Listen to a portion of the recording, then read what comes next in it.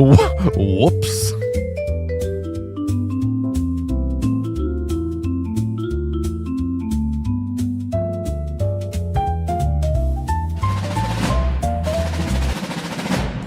Whoops again.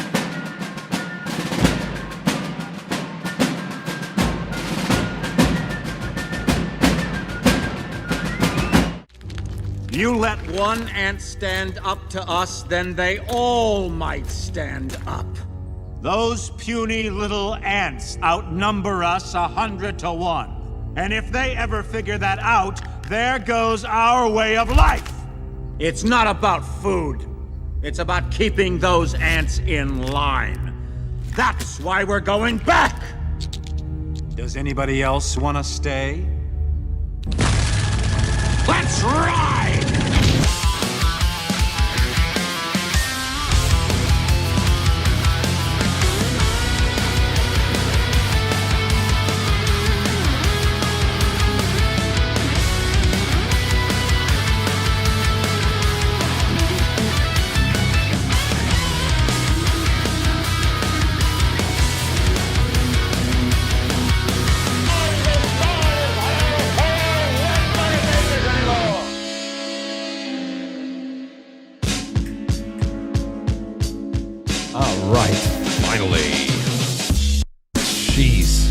I'm burnt out. What the hell is that? Twice. Those are basic functions that I have been doing for years. You press record, and then at the same time, you got to stop the music as well as cue the intro. And I just couldn't get the coordination tonight. I was like, where am I? Do I still remember how to do this? Was I not here just last night? Anyhow, it is Tuesday night. It is June 2nd, 2026. It's really a beautiful day outside, although I saw all of it from inside of my my office. So that was nice. I got to experience it. I live vicariously through the Blue Jays. And I'm here.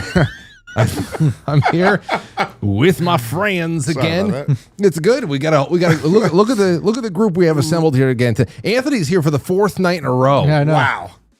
I'm on a 4-night streak. He's here. Anthony's here for Playhouse on Friday, and Zaral's in New York, the retirement years on Saturday, and now we have two. We had a day off. Yeah, and then Monday yesterday we had Johnny and Chris Laparco. So then I know Anthony's just is filling in for an hour over here with our good friends Alberto Marchetti and Vinny Brusco. Living vicariously through the Blue Jays. Through the Blue Jays. I can love hear that. them living free. I thought it was Vinny Brusco. Brusco. Let's go to Alberto. What's the proper pronunciation? I don't know. The verdict is not out yet. I'll say Brusco. I'll vote for Brusco. Yeah, the R has to be really like Brusco. But yeah, we Americanized it for sure with the Brusco, but whatever. We're not even our last name. We're not even in reality. We're only. I told you guys we're only Valbiro because of the way our great aunts and uncles and everybody too. They became that when our great grandmother was putting them all into school, and everybody went back to the old way except our grandfather. So we are a clerical error that lived on, and aren't we all? And unless one of us has a boy, I think it ends right there. Well, it's our stage name. Stage name. It is the stage name. There you go. Good Lord. Well, anyway, it's good to have you guys back. Good to be back. I was saying before, we were talking about this for a while of just doing more frequent occurrences and appearances on the show, and we have really done it. Like, I'm very excited that we have really established at this point a monthly cadence of, like, I look forward to this every month. Me too. And it's just, we've done it. Yeah. We've done it. I'm very proud of us. It was good because this time last year, I would say this time last year was almost like maybe like the birth pains. Like we could feel like we were texting. Okay, hey, Vin, how you looking? Can you come on the show this time? Let me see my schedule, whatever. We're trying to link things up. We think we have something. We got to reschedule. So it's almost like we can feel dancing. Yeah, we can feel the contractions. Yeah. That's the second birth analogy that was brought to me today. Really? Yes. What's the first? The first I was talking about business, and so I was like, I feel like you're having birth to a baby. You could feel it, and you know it's coming, but you're still waiting. I was like, that's a perfect analogy. So I know. 2 birth analogies in a day. It's pretty good. Crazy. Good stuff. Yeah, I think As you're having a baby, birth is in the air. It's in the air. Yeah. How far are you guys along? What, any second now? He might have to leave today. Yeah, I may have to leave. This is why my sound is on today. No, we still have like 2 weeks, but at this point it could happen anytime. But 2 good weeks. We're looking forward to it. Very excited. I feel blessed, and we talked about it like last week when we met. Yeah, the pregnancy so far for my wife has been going super good, super great. So is she having those Braxton Hicks contractions yet? Like those early ones where you just start feling a little. Yes. Okay, cool. Yes. Oh, well, you are right, and you're knocking on the door. Then that's great. Yeah. She's like, wait, I don't know if that's a kick or I'm having a contraction. I was like, oh, okay. Well, let's keep the phone handy, in case we have to go call the doctor. Boy. Woo! Braxton Hicks always sounded like a country singer to me. Ladies and gentlemen, Braxton Hicks. Yeah. Good evening, everyone. Comes out with the banjo. Yeah, exactly. Comes out. It's just John Bon Jovi. John Bon Jovi always got me. He's from Jersey, Right. and then he became more. He put more of a forced a Southern twang into all of his everything as the years went on. Like, who the fuck does this guy think he is? Yeah. You're not really a cowboy. My brain went to Bruce Springsteen for some reason, but yes, Bon Jovi definitely did have like this. He was like, I'm a bear and a bear. Yeah, He would actually, like you were from New Jersey, man. I know everybody wants to be a cowboy when they're a kid, but you have to let this go.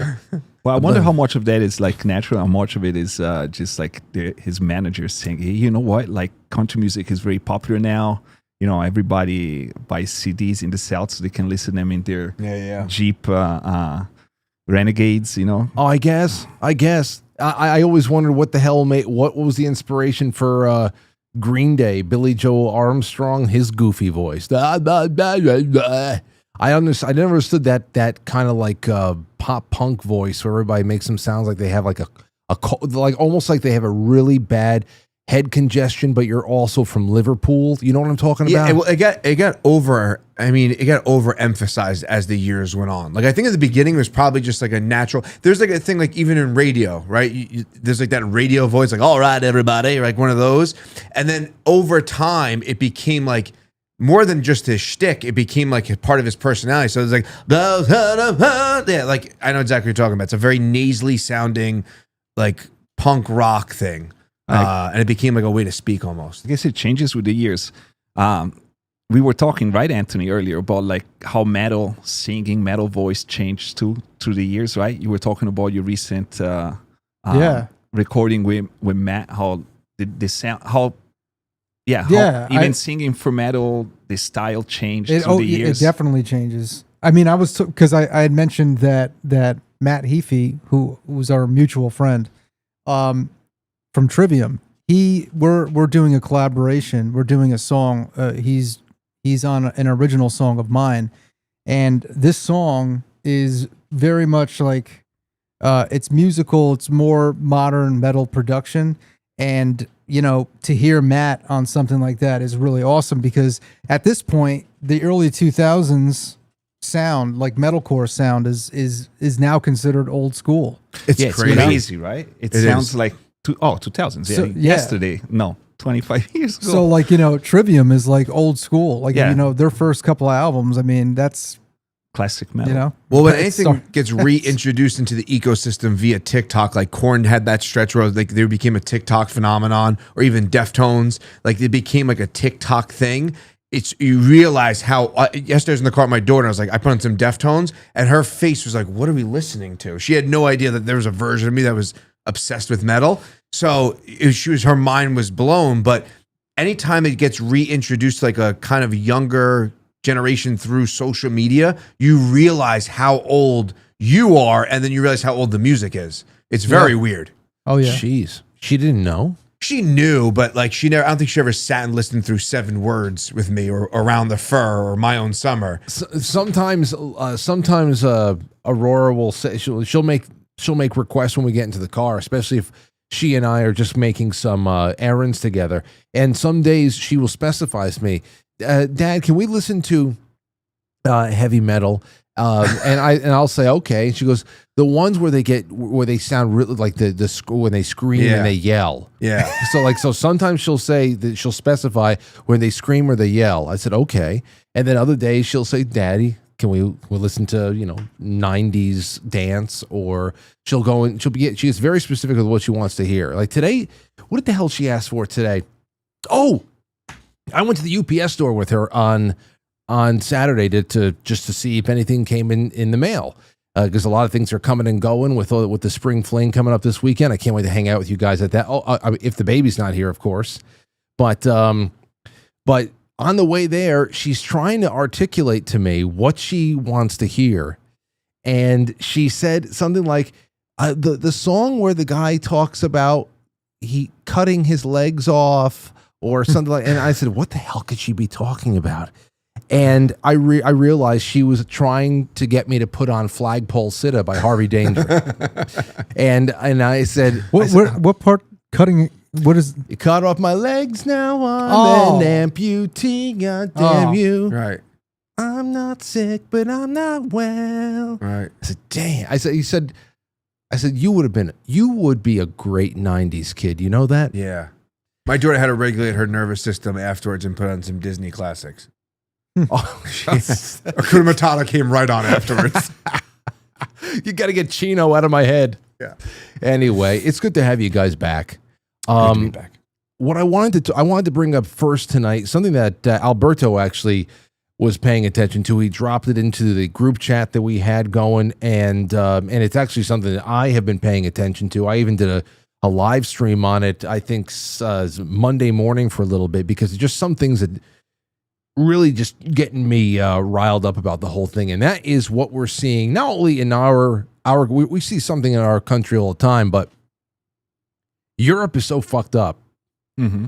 You were talking about it last time you were here with us, yes. Just from the Italian standpoint. I Yeah. asked you, hey, what's going on with Maloney? You know, we heard everything she wanted to do when she was running for office, and has the migration stopped? Is anything else going on? And you're talking about how that was going. But now, everybody's getting served up these types of. First of all, let me bring you back to something that's crazy. This is from the 1980s. Sure. This is on Instagram today. A little bit of a walk through time. The 1980s. This was Paris in the 1980s.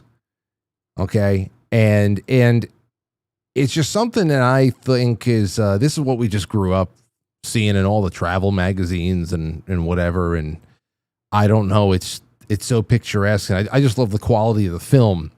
This, of course, is what you sent to me over the weekend that everybody has been able to look at. The last night, let me get you guys up on screen with me. Hold on. Oh, I think Anthony's behind one of you. Okay. Last night, the entire world discovered a France that is no longer France, a country that has surrendered has been surrendered to its multicultural youth. This is the left's endgame for the West. Yesterday, Paris won the Champions League. This is how they celebrated it. 1 dead, 780 arrests, 57 police officers injured, hundreds of stores and cars pillaged across dozens of cities in France. In France, it wasn't a matter if PSG wins or loses. The city burns either way. Riots, assaults, women dragged from their cars, buses torched, and shops looted.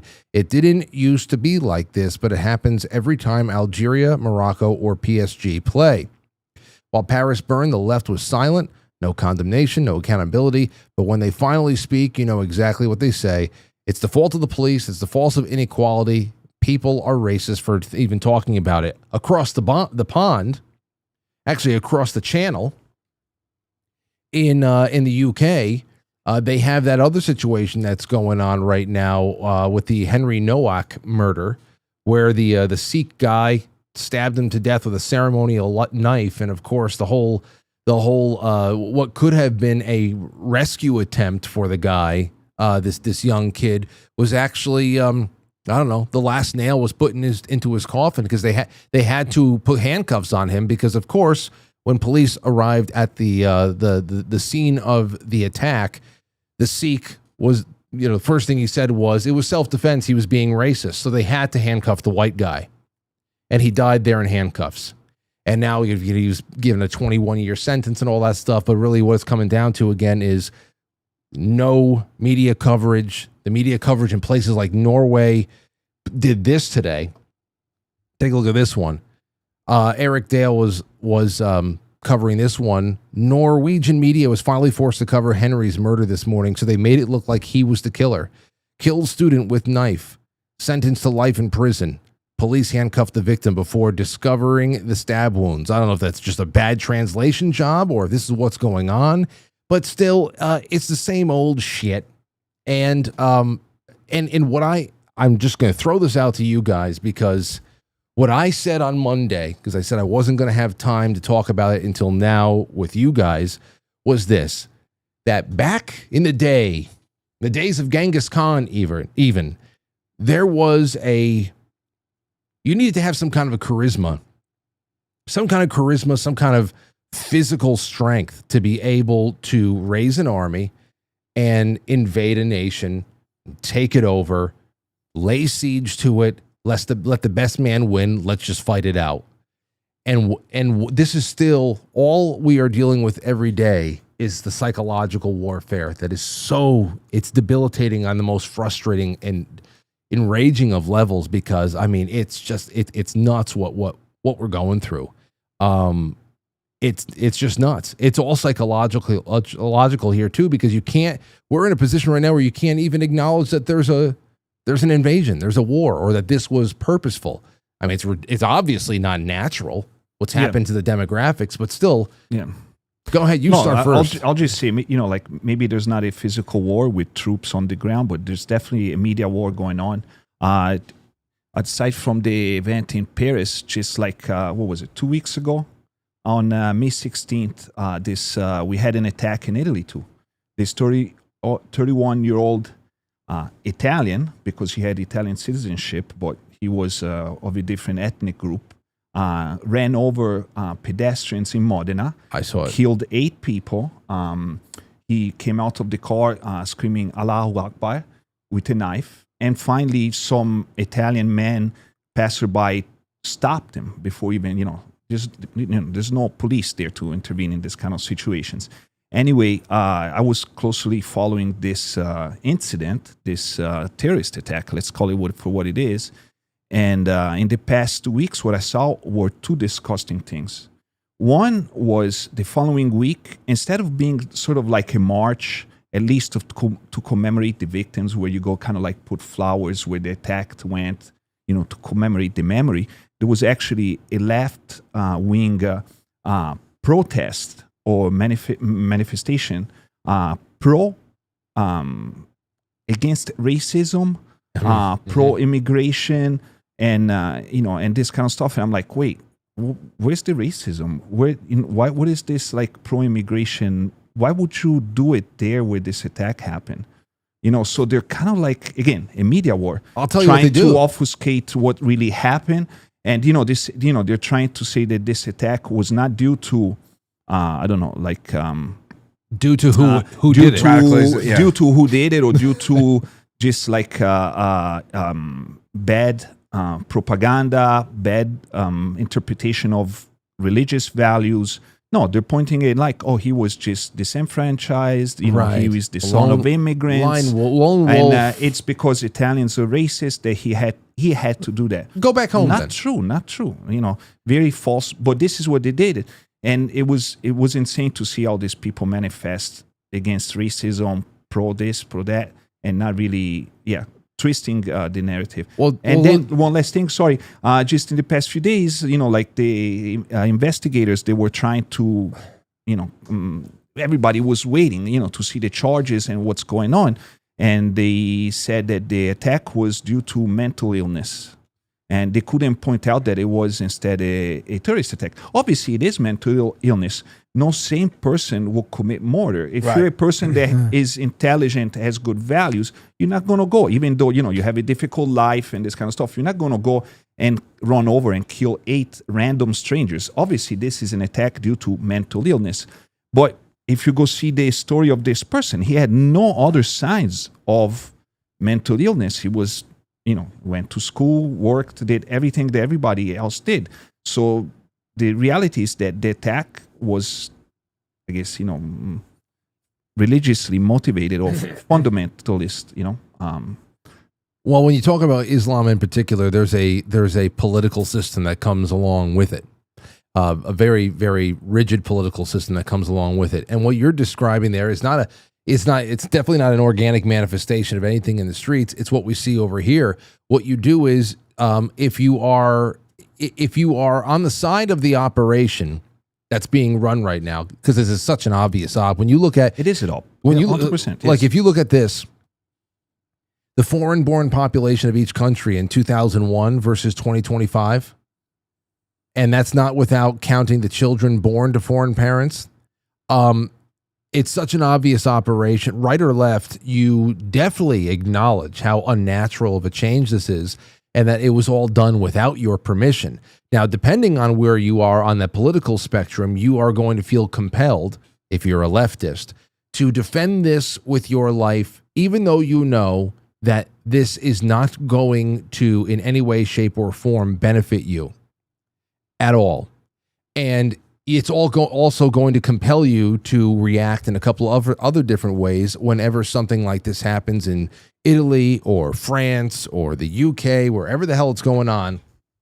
And that is be able to plug the streets up with your operatives before people can get together and commiserate.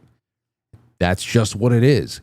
Get there first. That happened in Tennessee a couple of years ago after there was a Christian school that was attacked and all that shit. And the Tennessee state representatives, Democrat Tennessee state representatives over there, moved very fast to turn it into a gun control situation. Yeah. Instead of it being a outright ideological murder, trans person, all this other stuff. That's where they were fighting tooth and nail to keep the one time they're fighting tooth and nail to keep the so-called manifesto private.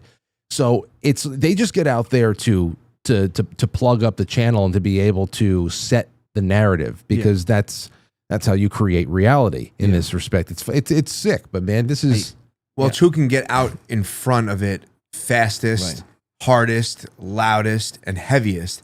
And like, bring it to when we were kids. We've empowered the kid to go inside with the ball who's losing. Like, that's basically what this is to some degree. Like, it's to the umpth degree. But remember the kid in your block who would start losing the game? And like, I'm going inside. It's my ball. It's my game. I'm done. Yeah. Right? We've now empowered that person to the umpth degree.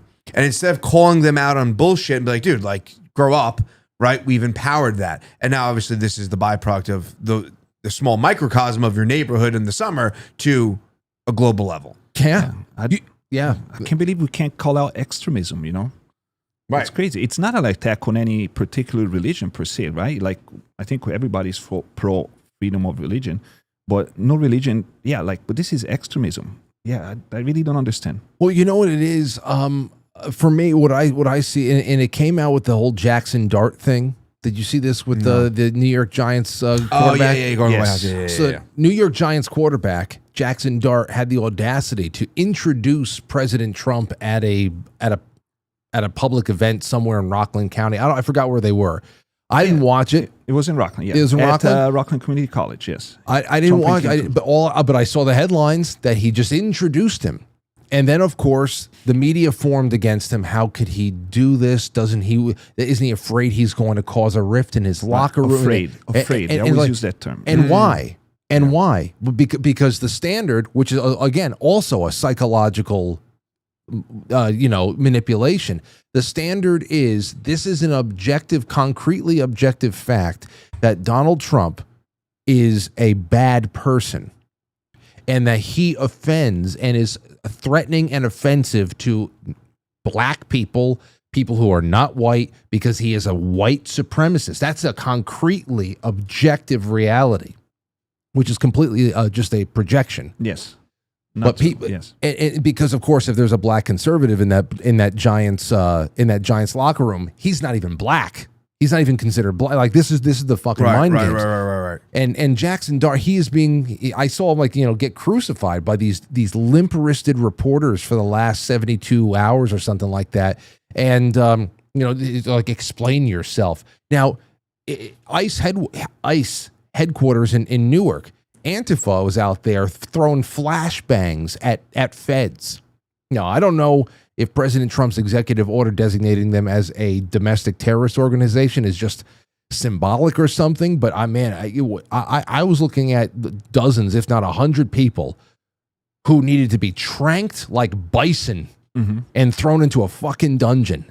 And I look at this and I say, you know, you can only I don't know. It's go ahead. It's kind of, so just this morning I was driving past Home Depot, right? And there's a guy loitering, looking for work. Fine. Most people overlook it, no big deal, standing on the street corner. I'm driving past with my wife, and he's getting into a verbal argument with the security guard at Home Depot. Now I'm like, I gotta listen to this. So I lower down my window. I'm like, I never see these things live in action. My wife's like, keep on driving. I'm like, no, I gotta hear this. And they're literally going back and forth. And the guy at Home Depot's like, you know, basically, do you want me to spray you with mace? Whatever. Kind of taking his, you know, putting his dick on the table. But the other guy's like threatening the guy, like openly threatening the guy, like going like this to him, like with his hand. And they're going, and I'm like, do you realize that you're technically in the wrong here? Like, you're in the wrong. You're soliciting, you're standing outside. Like, the guy's not even, I don't know what happened prior to, but just in the encounter, as the guy who's standing there soliciting the work, who's, you know, kind of in the wrong here, no question. There's signs all over the place. You feel that you have this leg to stand on, or that you're in the right, entitled 100% to just fight back and argue when you're like, just shut the fuck up and just move on, right? But we've, again, bringing that from the micro to the macro, we just keep on allowing this idea that people can just, yeah, well, I'm in the wrong, whatever it is, from a social standpoint, but I have the right to stand by my wrong, but you don't have the right to stand by your wrong, or what I perceive to be wrong. Yeah. That's the real argument. Yeah. It goes back to like taking the knee in the NFL. Like, it was okay to take the knee, but you couldn't be against taking the knee, right? So you could be against him coming into the White House, but you can't be against people who are against allowing him into the White House. Does that make sense? Absolutely. I mean, that's what I'm saying. That's the real problem. And it's the false standard, which is all, yes, exactly. It's all like, essentially, I wouldn't call it Pavlovian, but you know, it was over the weekend. I was went back and forth with one person over another about this thing. And it's just one of those things where it's just like, you know, there's nothing, there's no other way that you can describe somebody like the people can't be held responsible for their actions or whatever the hell it is, or Barack Obama and Joe Biden. They were and are divisive, racist people. They were and are. They use racism, and they are divisive in every practical and subversive way that you can conceive of. But if anybody from the Giants, black, white, or otherwise, went to go introduce either of them at a golf club or something else, there would be nothing. There would be nothing to be said. And for those people in the locker room who didn't vote for those two and might not like anything about them, that we have been trained to just be like, just keep the peace. This is what they do. Keep the peace. This is what they do. And you want to know something? That standard needs to be crushed. Yeah. It needs to be crushed, because we've seen what's living underneath that fucking bullshit, especially when it came to the murder of Charlie Kirk. We've seen what lives underneath the bullshit there. Jackson Dart, therefore, is catching a righteous heat, just like, that's what they're saying. He's catching a righteous heat, just like Charlie Kirk had what was coming to him. And from there, you have people who are willing to just say that, yes, Charlie Kirk was a Nazi, he was a fascist, therefore he deserved to die, and you'll just have to find your way around that. Then you're going to have some more diplomatic brain dead people who will say, well, no one deserves to die, and it shouldn't have been handled that way. But deep down inside, or in some roundabout way, they will say that, well, if you're cut from the same cloth, it's a tragic end, but a logical one for a person to be caught up in an act of violence like that you hate to see it, but you can yeah, you really do. You hate to see it, but it wasn't surprising when I heard about it because the association is there. That shit needs to be crushed. That worldview needs to be crushed because it's getting people killed, and it's getting and it's outlived its impact. I think it has to just be mocked out the door and ignored. Yeah, the propaganda machine has won, and whoever is behind it, man, they could raise the trophy because there's definitely a double standard. If you're on one side of the political spectrum, you could have any wild, crazy idea. You can be very outspoken, and nobody can criticize you. And then if you're from another political spectrum, every little thing one says gets twisted, and you're out there to be crucified. Also, in my little experience with my friends, when sometimes we talk about serious issues about immigration, about the stuff that happened in Italy, it's crazy. It's like, oh, you should be afraid of saying that. You should be afraid of this. You should be afraid of that. The propaganda has really worked when even like you state, hey, this is a serious issue. This guy killed some people. We should, and people want to silence you. It's crazy. It's crazy. Yeah, whoever is manipulating this propaganda machine, kudos to them. They're doing a great job. But I hope something in the future changes. I don't think so. I don't. I think I hate to say it. It's going to be rough. But one way or another, we're going to have to fight. We're going to have to push on through it, and it's going to be rough. Like for example, with Europe, the demographic annihilation aspect of this. It's been designed to be this way, obviously, because and of course, the radicalized 2 to 3 generations into the time in a host country. It's all there, and it's made that way through people who have, I don't know, they've accepted this self-loathing and this cultural surrender, and you have actually educated that into the native population, self-loathing and cultural surrender. That's it. Open up the back door. You deserve this because of something your government did to their homeland that nobody wanted. That they always talk about that. Well, Yes. you drop bombs. Oh, we didn't do shit. We go to war whether we want it or not. It's not penance for us to take on what somebody in Washington, D.C. did in North Africa. It's not penance for us. We don't want any of this shit. Mm-hmm. We just want to have 2 barbecues a summer and keep what we earn and listen to the fucking morning doves coo. That's all we want to do over here. And so there you have that. But there's more there too. And it should also be very obvious. We say, oh, you should be afraid of saying something like that. No, it should be painfully obvious to everybody that race relations were kept artificially horrific. Perhaps there's always differences between groups, which is why naturally everybody tends to flock. The redbirds go with the redbirds, the bluebirds go with the bluebirds naturally, and there's definitely interlopers and overlap and all that stuff, but nature just takes it, as Muhammad Ali says, nature just tends to organize itself. But as far as what we're living through, artificially horrific. The black experience in particular is worse than it's ever been. Civil rights era gave us, and you really think about that. I wish that there would be more people, and it's happening with Black Americans, especially out there. There's a lot more people putting it together. You can see it on Instagram. People going out and talking to people in the streets, talking about how rampant abortion that came from the civil rights era. It just from there really kept the black population stagnant and manageable. And then how were they managed?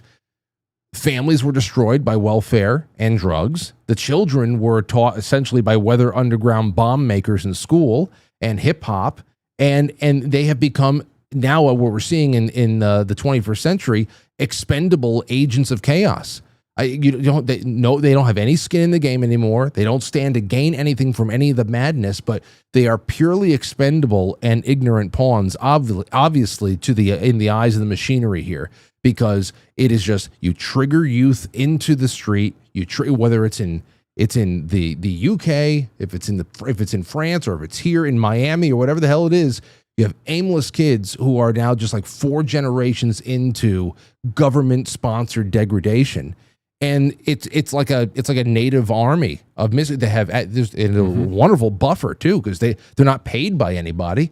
They're just chaos agents, and it's crazy times. Going back to that point of kind of paying for the sins of your father or your father's father, whatever it is. I saw this video. It was a British news reporter, and he was just talking about some statistics from immigration and stuff like that. And this one guy got in his face, African-American guy, and like he's like, and your people, slavery. And I understand the lens that people can look through of like, you know, but to your point, this guy didn't do it. No. This guy's a modern day news reporter. Like, Correct. so like where does the buck stop from the cultural standpoint? And obviously it's used against people on purpose, right? Like that's being manipulated in a way. Right. He's like, oh, look what his parents, like that's the reason why you're oppressed. That's why there was this and that and so forth. So like, where does the buck stop, or where does the cultural awakening happen? And when does that happen? Where it's just like, hey, I'm not responsible for what some people, shitty human beings did,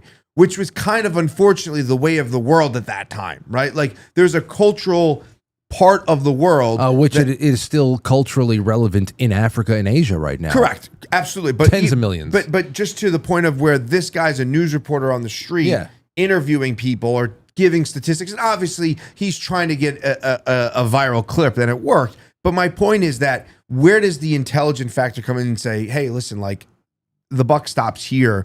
We could all move together as a culture, like towards it just doesn't happen.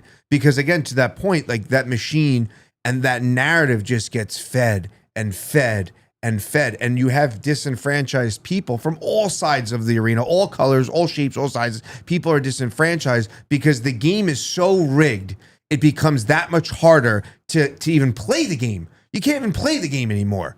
So it's like, well, burn the whole fucking game, flip the table. I don't want to play anymore. Yeah, well, I'll tell you where the buck stops when the bucks stop. Right. And that's the whole point here. The system was not supposed. No system anywhere has the intelligence and the ability to take care of hundreds of millions of people. Those were responsibilities. Those were authorities that were illegally seized. They're unconstitutional. All of these programs and agencies are unconstitutional, and they illegally centralize authority and action in ways that they have only ever been localized. Because at that point, you have to to turn people into commodities, and you have to actually go and turn their pain, their dark histories of history, the dark personal histories, national histories, whatever. You have to turn those into commodities for votes and everything else there. And the real issue is that we're all too connected to each other. The states are fused together. They're supposed to be sovereign entities. The local sheriff is supposed to keep you protected from your governor, let alone everything. I mean, this is how the Russian doll effect we're supposed to have here. So the fact that there are people in Florida that are concerned about elections in Wyoming because the way it's going to turn out, you know, the congressional makeup is going to be able to give everybody certain bits of money and funding. Like, we're way too connected to each other. If the bucks stopped and we had absolutely nothing to do with each other, I mean, it would be incredible. It would be such an incredible thing. Distance will make the heart grow fonder, and it's going to be a really, really rough ripping of the Band-Aid. It's going to be harder for people to understand and for people to get used to, but I don't think we're going to get there anytime soon. But that's also Miami to Wyoming. Forget about Miami to somewhere overseas, right? Where your involvement, like, and obviously, Alberto, you have a little bit of a different relationship, and I'd be intrigued to hear your perspective on it, being that you are, like, you were born in another country, you're here now, so like there's a different relationship you have with what's actually happening. But for someone who's, you know, removed from that by a few generations, my involvement or my energy towards that is different, right? It's like I understand it from a human to human standpoint, but there's also this real connection that we have too much exposure to too much that's going on in the world at all times, and we're taking in far too much information. And it's like, how do you even allocate that energy? The easiest and quickest way is just to throw things at it versus actually digest it and analyze and sit with it and make you feel uncomfortable a little bit and sit with that, right? Yeah. It's easier just to go, oh, I'm angry. Well, you know what? Listen to this. I thought this is an interesting post. We're now squarely in the domain of sophisticated whole of society cognitive influence warfare that exploits deep features of human psychology. Yep. Effective priming, emotional anchoring, repetition-based 1,000 cuts attrition, and the gradual erosion of epistemic resilience. This is not crude lying. It's engineered psychological degradation aimed at sociopolitical cohesion sowing, intergenerational schisms, undermining decision-making capacity, and warping collective will against national interests. I mean, think about everything we just talked about so far.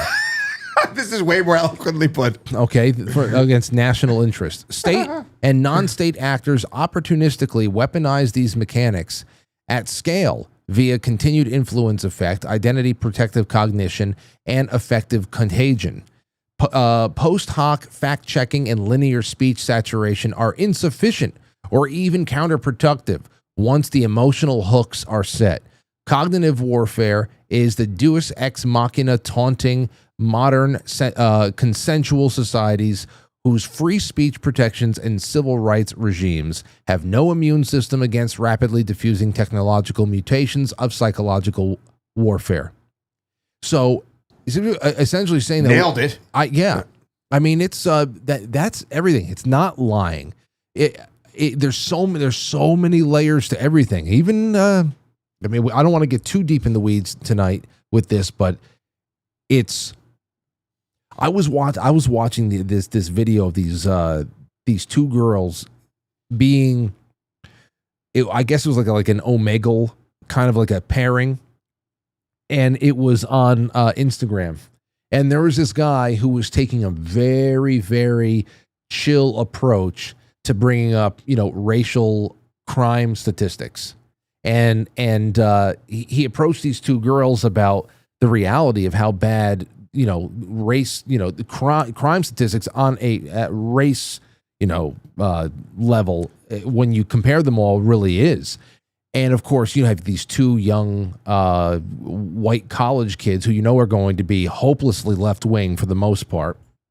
And instead of just trying to get at them, he came from the standpoint of being a anti-racist who was having a really hard time with a debate he just had with the last person he was paired with, and this person he just got paired with on Omegle was, had some really great questions that he just couldn't come up with. He was wondering how they would answer these questions that this guy had, and the next time that he's faced with them because he's an anti-racist too. So he completely disarmed them, and he's bringing up these statistics that they are so startling because it's true. He's going down the line on everything you can think of, and they are having such a hard time, blank 1,000-yard stares. They don't know how, because they haven't been emotionally triggered into just denying it, systemic. They're trying to actually give it thought for a moment because they've been disarmed. The security system has not been triggered yet.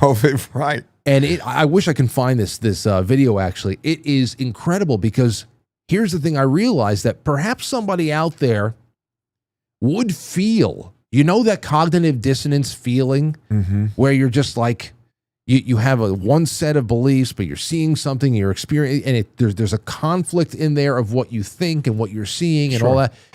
Maybe they're feeling that, but I don't think it registers. And I think that people are so out of touch that cognitive dissonance is one of those things that barely even works anymore. That used to be a trigger for somebody to look a little bit deeper into something that can turn them around.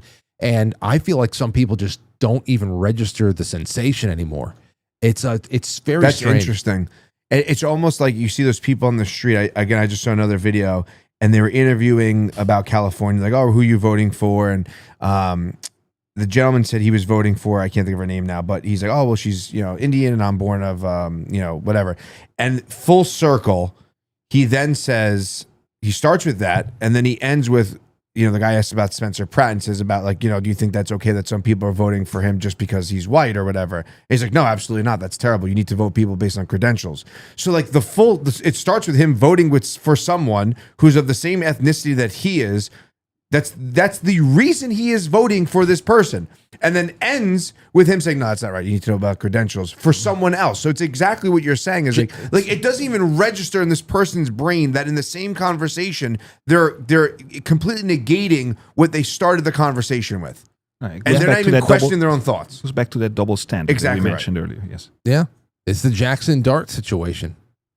It's crazy. And I don't know. It's very tough. The scary part is that it's not done by chance, but it's done by choice. It seems that you think those people are choosing to think that way, or you're saying that they've been influenced? Oh, right. Okay. Yes. I feel that, again, they're not even aware. When I was younger, I will subscribe all that by chance. Like these are just like random facts. But as I get older, it seems almost that there's a thread that connects them all, and then there's a overarching design by somebody with more power than we have to control the masses in that direction. Well, when Frank was on, when we did the podcast in the pod shed and we were sweating our faces off, I had said that to you, and I've mentioned that before since then, is that my brain couldn't make the leap. And this was what, maybe 2 years ago, Frank, at this point?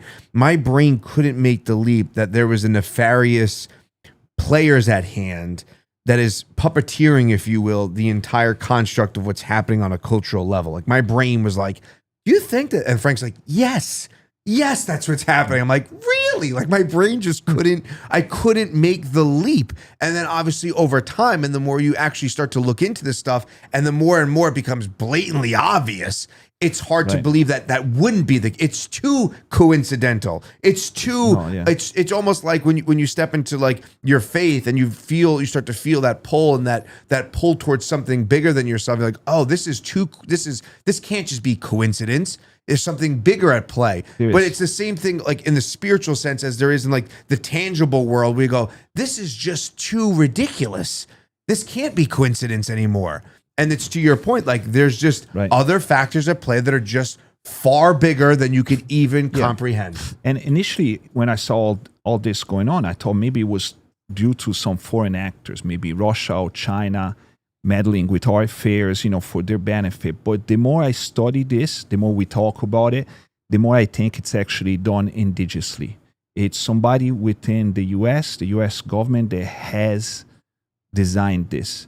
There's no foreign intelligence service that could do this so efficiently.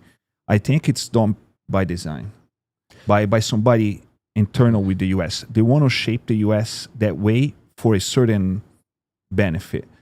And I might have some theories about that too, what the benefit is. I have some theories too. But listen, there's definitely a foreign and domestic intelligence aspect to it. There's a lot of other things going on here too. The foreign, if I may interrupt you, sorry. I think the foreign is definitely there and just adds fuel to the fire. But no foreign intelligence service can manipulate a nation population without the population wanting to be influenced themselves. Well, when you see what happened, like with especially you think about when World War I wrapped up and they were not able. Okay, the Illuminati were not able to get us into the League of Nations. What happened? You have CFR. These are a lot of Bolshevik types. There is definitely strong Zionist elements in it. It's something, and that in and of itself is something else that is going on here too. That's part of a lot of the trap I think that's being laid right now. The Zionist element of it is it's part of a bigger trap because people got to remember that that is usually something that is a self-sacrifice. Okay, there's people who there's a lot of Jewish noticing going on right now, which was just not necessary. It was not allowed at one point, and now it's just everywhere on platforms that are essentially very pro-Zionist, pro-Israel, pro-Jewish, all that stuff. You say what's going on there. So I think there's a lot of it is actually being astroturfed, as well as there being a little bit more of a notice. That's just one aspect of it, because I don't assign any broad stroked responsibility to anybody. But that's a big aspect of the thing here. We're talking about that with the immigration thing in particular, and the cultural subversion in Europe that has been long since been on the record a goal of Jewish-based NGOs and stuff like that. And it's very strange because you're bringing in people who want to hurt the average Jew. It makes you wonder what the fuck's going on, who's being set up to be hurt, and who is going to cash in on victim status, who's going to cash in on the political, liquidity that comes along with getting innocent people hurt and screwing with everybody's minds in the meantime. There's that aspect of it that can't be ignored for me.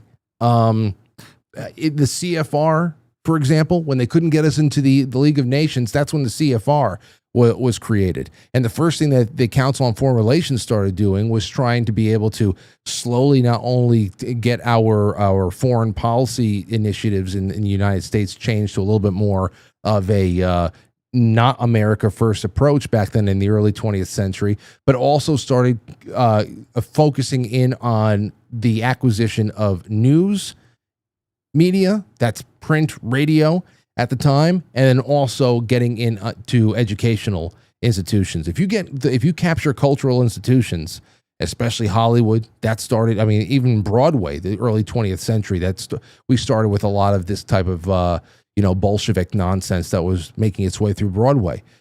That's huge. And if you think about what exactly do they want to upend, I mean, we have first of all the West. You cannot separate it from 2,000 years of Christian tradition.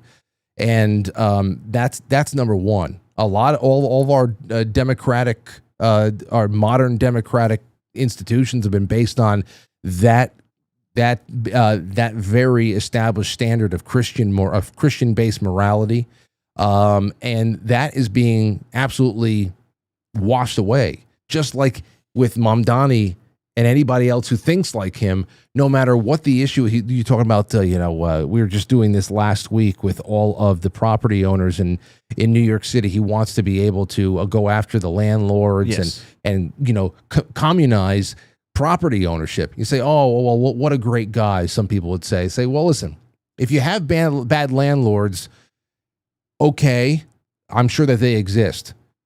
Bad renters exist as well. Do you want to become a better mediator between the two to make sure everybody is holding up their end of the deal, like a contracted situation of a lessee or whatever the hell it is? Or are you always looking to do one thing? Pit all of your weight up against the private property owner and attack private property.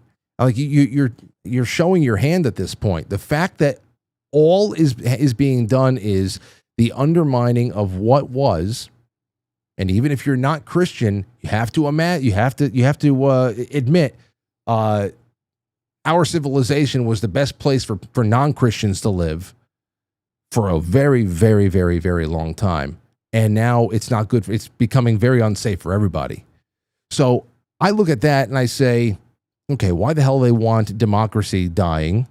Why do they want everybody? Why are they creating cultural incompatibility, and they're not stopping? So it's an invasion, man. And they're trying to see chaos, probably gain more control.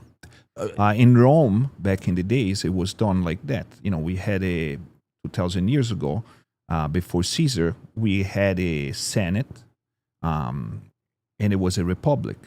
And only in times of chaos, in times of war, the Senate will give power, concentrate the power in the hands of a dictator that will command everything, the republic and the troops.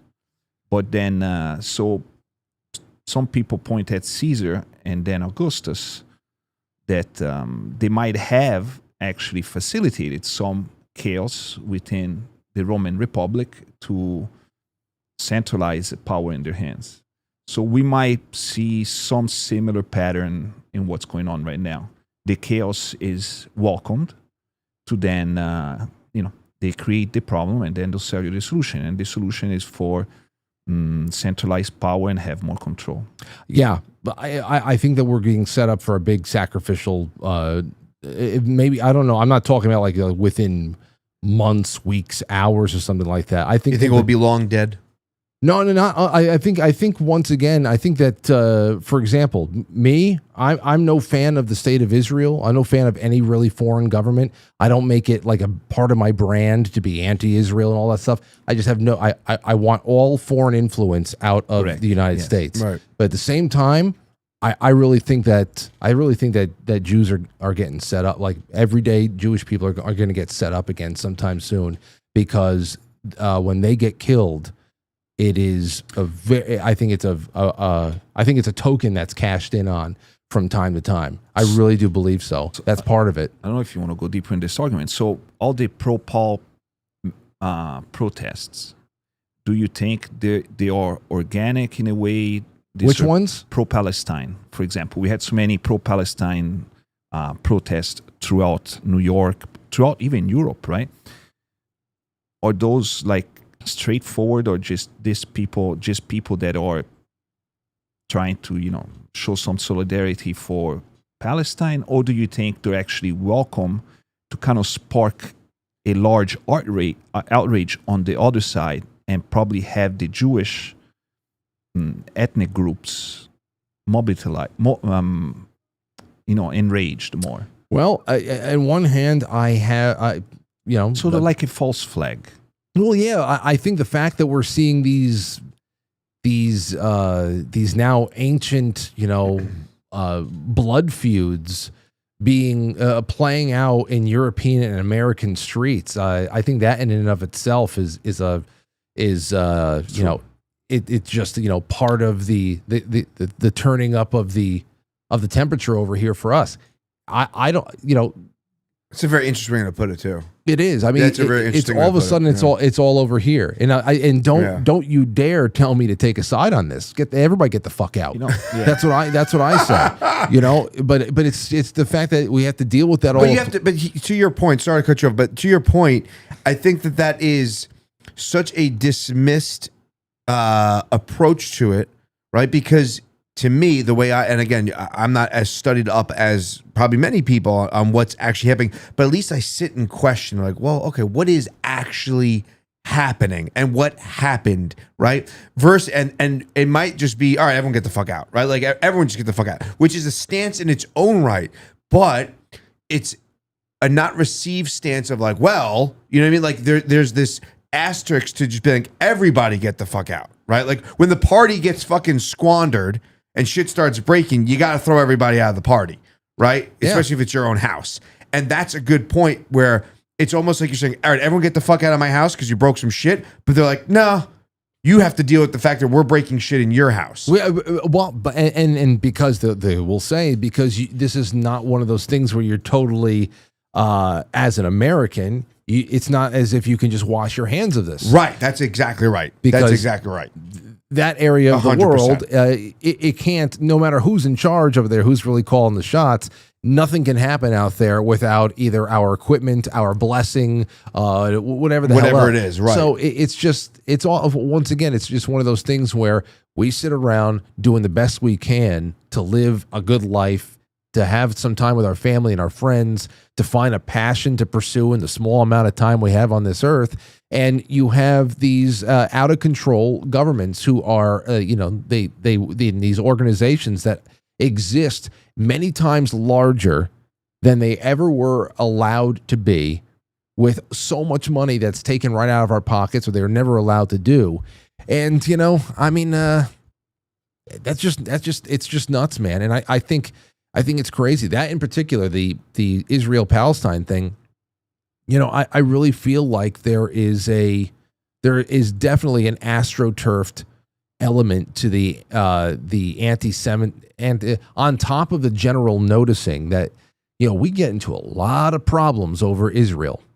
We get into more. We definitely give a lot more than we get out of this fucking relationship here. Out of just a general noticing that's going on there, anti-Semitism is definitely also being astroturfed and escalated on the internet. it's becoming almost like fashionable. You know, it's a way that people on the both sides have become fashionable. Oh yeah, it becomes, and it's a way that people on the so-called right will sometimes virtue signal with each other instead of having a conversation. You drop a comment about Israel, and everybody's supposed, oh, he's in the know. Right. You know, it's like a club you're in. Right. You know, so I see that happening. There's legitimacy to all of it. I think your point of everybody get the fuck out is that's what I'm saying. The best approach. Yeah. I want that's why it's always been like that. Can we have sound money again? Can we cut ourselves off from the rest of the world? Because I don't have the time to actually put the research into how deep the rabbit holes go sometimes. But that's part of it. Most people don't, and most people don't even have the conversation. Most people are not even allowing themselves to have the cognitive dissonance and explore that what they think, feel, or how they project in the world, it should and could be questioned. So therefore, again, it's you don't agree with me. I'm taking my ball inside, and I don't want to play this game anymore. And that's a huge part of it, is that people don't look at themselves. I want you to look at something. Hold on 1 second. Take a look at this, and take a listen to this. This was outside of Boston City Hall as they raised the LGBT flag today. There's a choir of cryptids there, and they're about to sing. They're singing Pride Month carols. Listen to this for 10 seconds.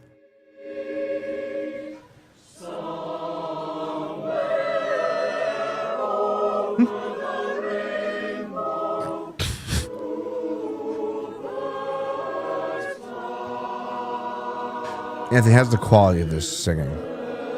It actually sounds pretty good. Let me just say, I mean, it doesn't sound bad. this right here, that right there, that is why Paris looks like the Temple of Doom right now. That right there, these women, especially these types of groups. This is it. This is what was passed along, educationally, culturally, to put us in a position to give our consent to our own demise. That's I really mean, what I it think is. we've already kind of signed off on it to some degree. When you see those videos online of people getting off trains in Europe, and they show kind of like what you did, Frank, before, when you show the before and the after, or they show the streets of. And again, I've never been there, so I don't know, but I'm taking it for face value. When you see like what the streets are filled with and how it's just like, or Ireland, they show people walking around Ireland now, and it's like, this is what Ireland is now, or Britain or whatever. You have to think that it's by design. It's exactly what we're talking about. It's so hard that you have to stop at it being coincidental or just happenstance. And the unfortunate part is that most people are not having these types of conversations. They don't even entertain a conversation like this because it disrupts their ecosystem. It disrupts who and what they are and what they attach to.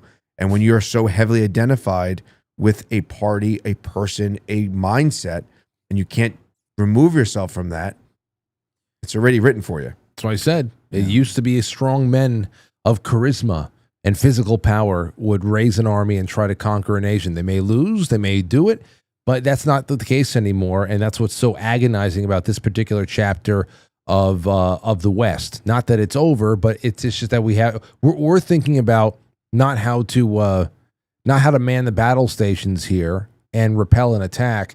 We're trying to figure out how to overcome the mental illness of our neighbors. That you can't even share a similar understanding of reality with people. If you can't do that, Voltaire had that that very famous line about, if you want to debate or have a dialectic with me, then you have to define your terms. And that's it. How you defining your people can't define set definitions of words. Jordan Peterson talks about that with like the game, right? Like if you're playing a game, there has to be rules. Yeah. Right? If you're playing a game with no rules, then you're not playing a game. It's paralysis. There has to be a baseline, right? Right. If you don't agree on the baseline, there can't be proper conversation. I don't know. There's so many things I wanted to add. I don't know where to start. You mentioned again France and Paris, and I've been there a few times. I've been there one time when I was a kid. I was maybe like 10 years old, and it was the 80s, and it was a different kind of Paris. It was a lot cleaner. I remember a few things that I thought it was amazing. It was like a guy dressed like a police, white and green stripes with like a motorcycle that went around, and all he did was pick up dog poop. He looked like a policeman with a nice motorcycle, like those like. But he was just like a guy that couldn't see the streets were immaculate. And then I went back in the early 2000s one time, and I actually saw people getting mugged at night. And the same summer, a friend of mine on the subway in Paris was with his girlfriend at that time, and somebody tried to snatch the bag, and as he tried to pull the bag back, the guy just stabbed him in the abdomen, and he spent 3 months in the ER in Paris. So, and I could go down the list. So it's strange to see, this urban decay going on, and people just shrug their shoulders and accept it like there's, that's just the new standard. Yeah, but but that's the point. Like, there almost is nothing you could do. Yes, you could, you can, but there's also a defeatist attitude that does blanket you at times, where it's like, well, what am I supposed to do? Again, go back to that propaganda machine. The propaganda machine has won, has made everybody question the real powers that they have of voting a certain way. To also question authority, to have a proper conversation, to raise some important topics, they're now labeled right-wing, racist, and so on, and nothing gets changed. But again, unfortunately, by design. Hey, real quick, because I have some other interesting things going on over here in New York. I have like New York based, like you've heard about the people crawling out of the sewers and stuff in New York City. There's more news about that? There's two. It happened more than once. Okay. Has there been an update to anything since then? Because I did hear it happen multiple times. Yes, yes. More people existed already 20 years ago. I know. Is this a revival? Or is this the Ninja Turtles that are coming out of the... Some guy did a bit on that. He's like, and like he does this really great setup. And you're like, okay, you kind of get involved. And he's like, I said about the Ninja Turtles. And I was like, yeah, sir. Well done. I don't know. We're going to get that in just a second. Let me just announce the winner for May for Keto Brainz. This is a $600 plus product winner. And this is from Molly just a few minutes ago, Mandy Mitchell. Congratulations, Mandy Mitchell. Just got a whole bunch of stuff. So, I mean, your name and your address is with Molly because you entered by making a purchase at ketobrainz.com. So congratulations there. And we're going to have, Molly just sent me some stuff that she's throwing together for June, just so you guys know. With every purchase, you enter to win Keto Brainz gifting bundle. That's a whole bunch of extra Keto Brainz plus, mugs and everything else. A 120 count bottle of nattokinase, which is out there now. I already got mine pre-ordered because I want to keep my blood vessels clean. No clots will form in these vessels and arteries. 1 bottle of BPC 157, a bag of creatine, and a bag of Dulce sweetener. So that is just like the baseline of what's being built for June. So use promo code June on ketobrainz.com. It is on quitefrankly.tv though, so you can find it that way. And congratulations to Mandy. Way to go, Mandy. Way to go. Jeez Louise. Thank you, Joe Martinez. Shoes of Peace on Twitch says, I've been watching for more than 2 months now, but hello, Frankly's. Shoes. That's fantastic. Bring your friends. That's awesome. Wonderful to have you. Shotzi says, great discussion this evening. Love your shirt, Frank. Thank you. Came from the audience. Income robbery service. To hell with them all. And ST says, feels like home. Last names ending in a vowel. Best wishes to Alberto and his wife, expecting any day now. Thank you, gentlemen. So there you go. They're sweet. A little bit more. And everybody over there on Rumble, make sure you hit the like button and say some stuff in the chat room, because that has to be why barely I don't know what the hell is going on in Rumble tonight, but maybe that's what's happening. All right, here you go. Another video surfaces of weirdos. That's what the New York Post, they like to describe people. Post. Yeah. Of weirdos climbing out of a New York City sewer manhole, and no one knows what they were doing. A second video of sewer spelunkers emerging from a Brooklyn manhole wearing headlamps and carrying shovels has surfaced, but there remains no answers on what they were doing down there. Rituals. I know. One creepy new That's the first thought that comes to mind.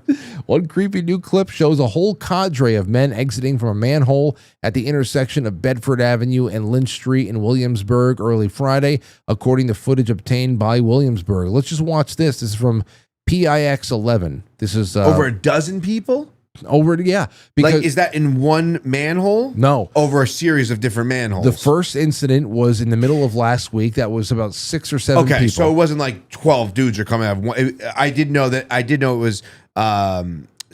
It was like 3, 4, whatever, 6. I thought this was another one that had 12 people come out. That's just a party. Yeah, that's just a party. Yeah. Listen, if you can get half a dozen of your friends together, that's a party these days. A dozen? I mean, three's a crowd. They're these having a days. rave. It could be. Look, funny, we're going back to Paris. There were a lot of stories from 15, 20 years ago of all these people that had found some old tunnels under Paris from the sewers that led to some kind of like catacombs, and they were throwing graves below it. And now if you go to Paris, you can actually pay a ticket and they'll take you to see it. Right. Wow. It's like you go ghost tours. They'll take you there. Yeah, like maybe in hunting. New York it's the same. They found an abandoned subway stop that they're turning into a rave party or something like that. There was one that the guy was like underground exploring, which is a lot of those Instagrammers, maybe whatever. And he came like against like a nuke silo. Oh yeah, and like the air was just like the particles in the air, like you could see it on the lights. Like I had to leave because of the particles. Again, who knows what's real or not? But maybe it's just something like that. Yeah. It is concerning, of course, but because my brain automatically leaps to some type of catastrophic, situation. God forbid. Well, the first thing I thought actually that if they had shovels or stuff like this, is that they might try to enter somebody's home or some kind of bank or maybe the basement of jewelry. Maybe they're thieves. Oh, like digging underneath. Oh, look how many of those like little shops in the Lower East Side, the village. Have those little like the hatches that you go down below. You could probably access them. It's very movie-esque. I love where your head's at. It's not the first time. No, right? definitely not. Happens, definitely not. I love the way you think. It's not out only in the Shawshank Redemption that stuff like this happens. Somebody builds a tunnel. I mean, it comes out in the rain. Time. I know. Spinning. Oh, hold on. Before we get to this video, I want to play for you. Jay Semo says, I love the new lineups. Great shows. Yes, last night's was great. It was great. 2 nights in a row, we had a lot of great friends just in the room, which is it's so much better than phone calls. And then Doll76 says, hey, I want Anthony to say hi to Doll, please. Hi, Doll. There you go. Doll70. That's another new friend of ours. So okay, listen to this report from PIX 11. Good evening. These are 2 separate incidents, very similar in nature, that happened around the same time, but police say it's not clear if they're related. A large response in Williamsburg. The NYPD K-9 unit, FDNY, and Department of Environmental Protection investigate a sewer at Bedford Avenue and Hayward Street after cameras spotted about 8 men entering the manhole around 1 o'clock Friday morning and reappearing around 3:40 a.m. Neighbors just as curious to find out what was happening. Around 11 o'clock Thursday night, the same thing happened in Gravesend, 8 miles away. They show the people climbing in, climbing out, changing their clothes. About 7 men climbed into the manhole on McDonald Avenue in Collin Place. They spent 3 hours in the sewer and emerged at 2 a.m. They get out, they get in a car, they drive away. Neighbors were alerted when investigators showed up Friday to canvass the area. They were told not to worry. They climbed in the manholes, they searched, they went up and down the block, and lo and behold, they tell us they dropped their keys. I don't believe anyone dropped keys. What? A DEP spokesperson says the sewers have been inspected and the infrastructure is safe. They warn it's not only illegal to enter, it's also dangerous, as sewers can contain numerous hazards, including noxious and potentially deadly gases, unstable surfaces, flooding risks, and confined spaces. Councilmember Suzanne Schwang, who covers Gravesend, agrees it should not be taken lightly and commends the NYPD on their swift response and confirmation everything is safe. But not everyone is convinced all is well. They just say, no, it's fine. It's not fine. Still a lot of speculation as like that to guy. what happened, but there is no confirmation as to exactly why these men entered the sewer system. See, that's the whole thing. Don't worry, it's fine. That- right. Why'd they go in there? We don't know. They dropped their keys. They dropped their key. Like 12 people, 6, whatever the number was in this particular case, went to go find the guy's keys, and it just so happens. And I love that they don't know if it's a coincidence. It goes back to your point. It's how can both instances happen 8 miles away from each other, different times, fine, and both people are doing the same. It's not a coincidence. Is it a coordinated thing? Are they planting something? They lost their keys. Everything's fine. Look the other 3 way. hours. Look the other way, please. I'm gonna go. We have to go into What keys? for 3 hours. We're looking. Come How do you? on. It's dude. And there's people who just go, oh, okay, everything's fine. Yeah, all right, good.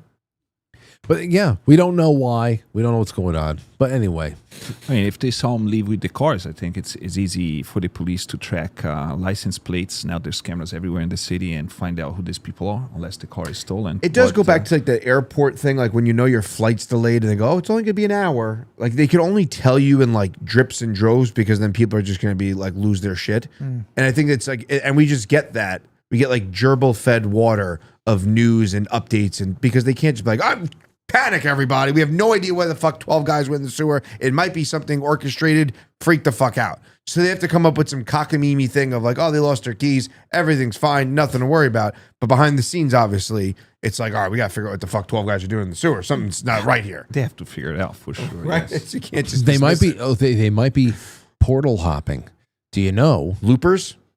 There is I'm always waiting for the next. First of all, did you see the Disclosure Day movie trailer yet? Yeah. Yes. Yeah.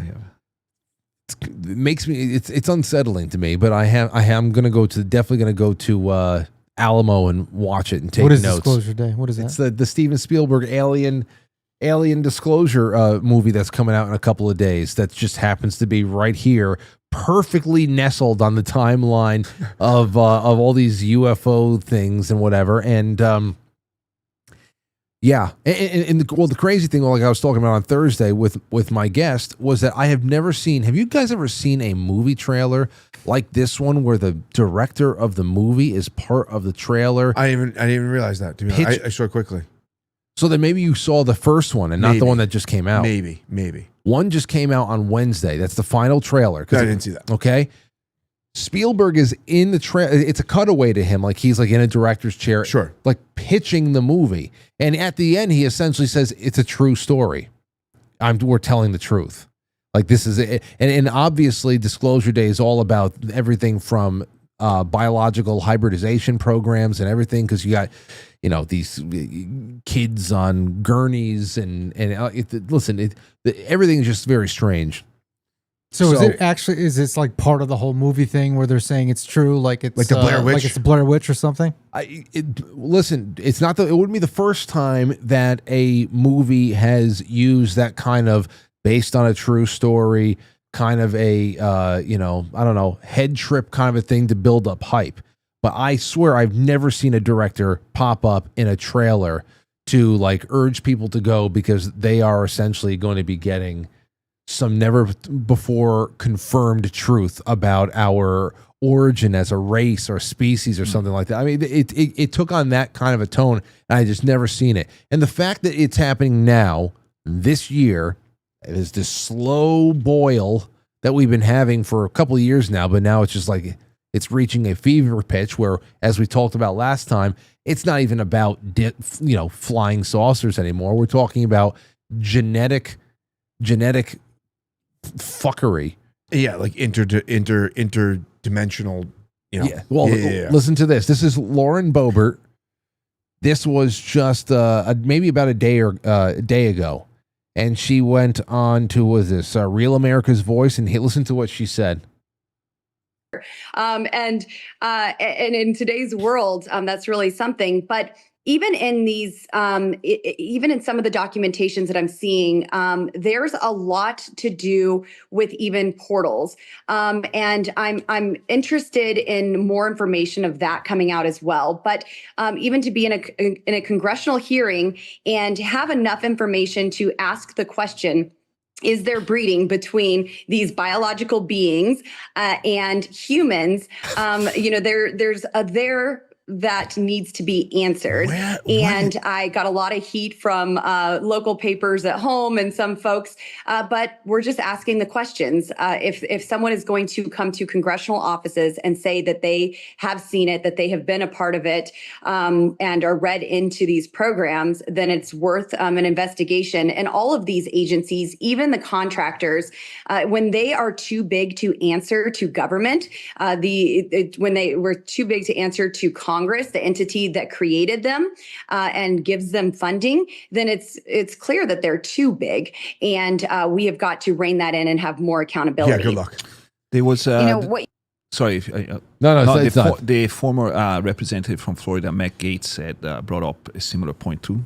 Now he's no longer. Yeah, he said that he was in a classified briefing where they talked about hybrids and things of that sort. Was that the one that they said there were like 3 different species? They mentioned reptilians. They mentioned there are 4, but four.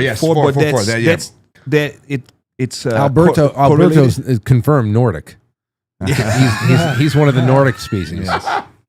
So, but so no, keep going. Yeah, I want you to finish your point. No. So she's not the only U.S. representative or former representative that's mentioned this point, and they say they come from a classified briefing on Capitol Hill. Did you see the thing that said? I think one of the genetic testing.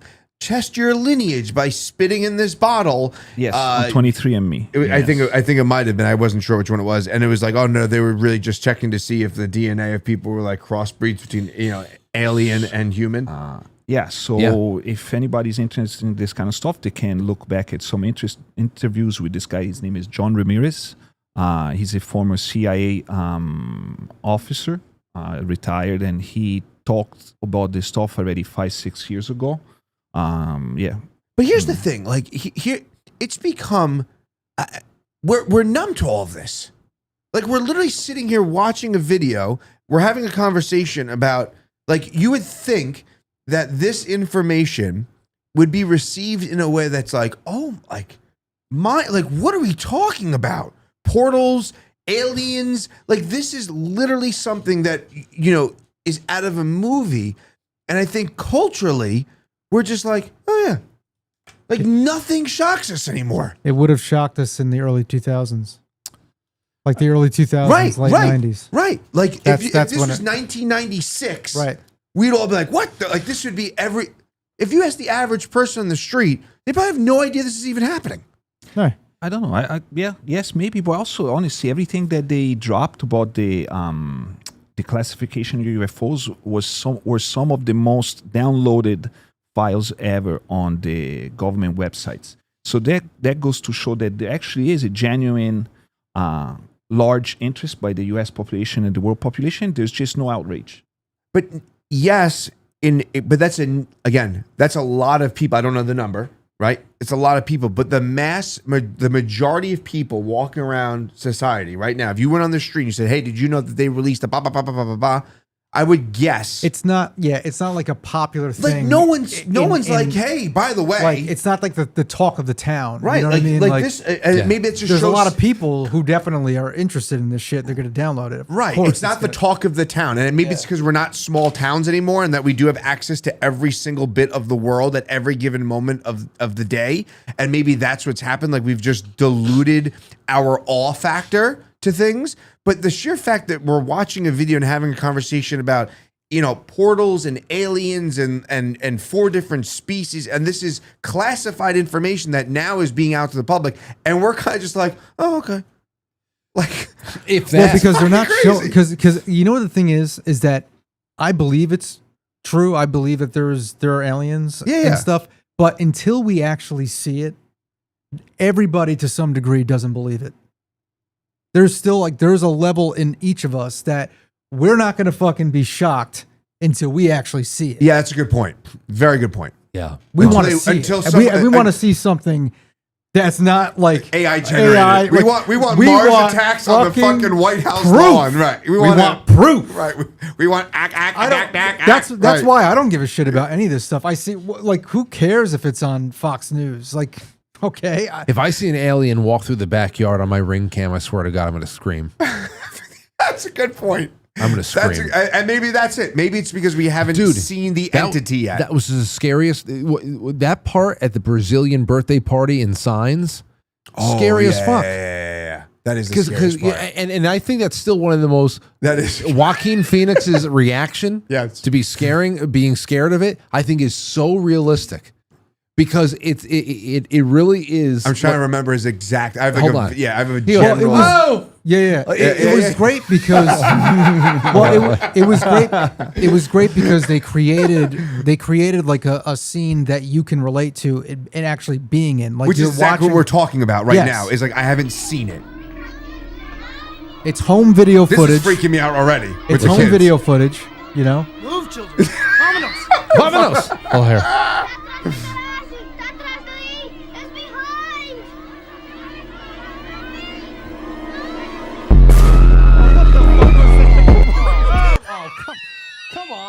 Come on. What the fuck was that?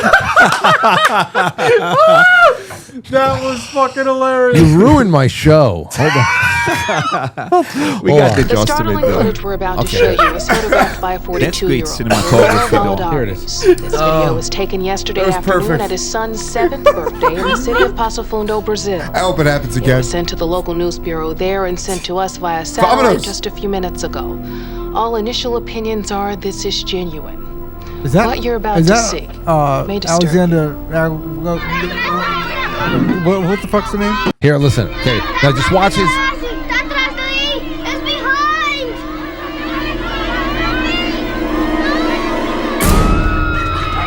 All right. No.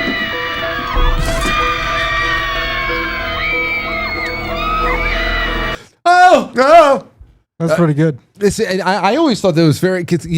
How do you react when you see something that completely changes what you think about, or what you understand? I would about react life? that way to a raccoon on my front porch in the middle of the night. Forget about it was a fucking alien. That was me. No! That was me 2 nights ago when I, a person is walking through the backyard. I said, "What?"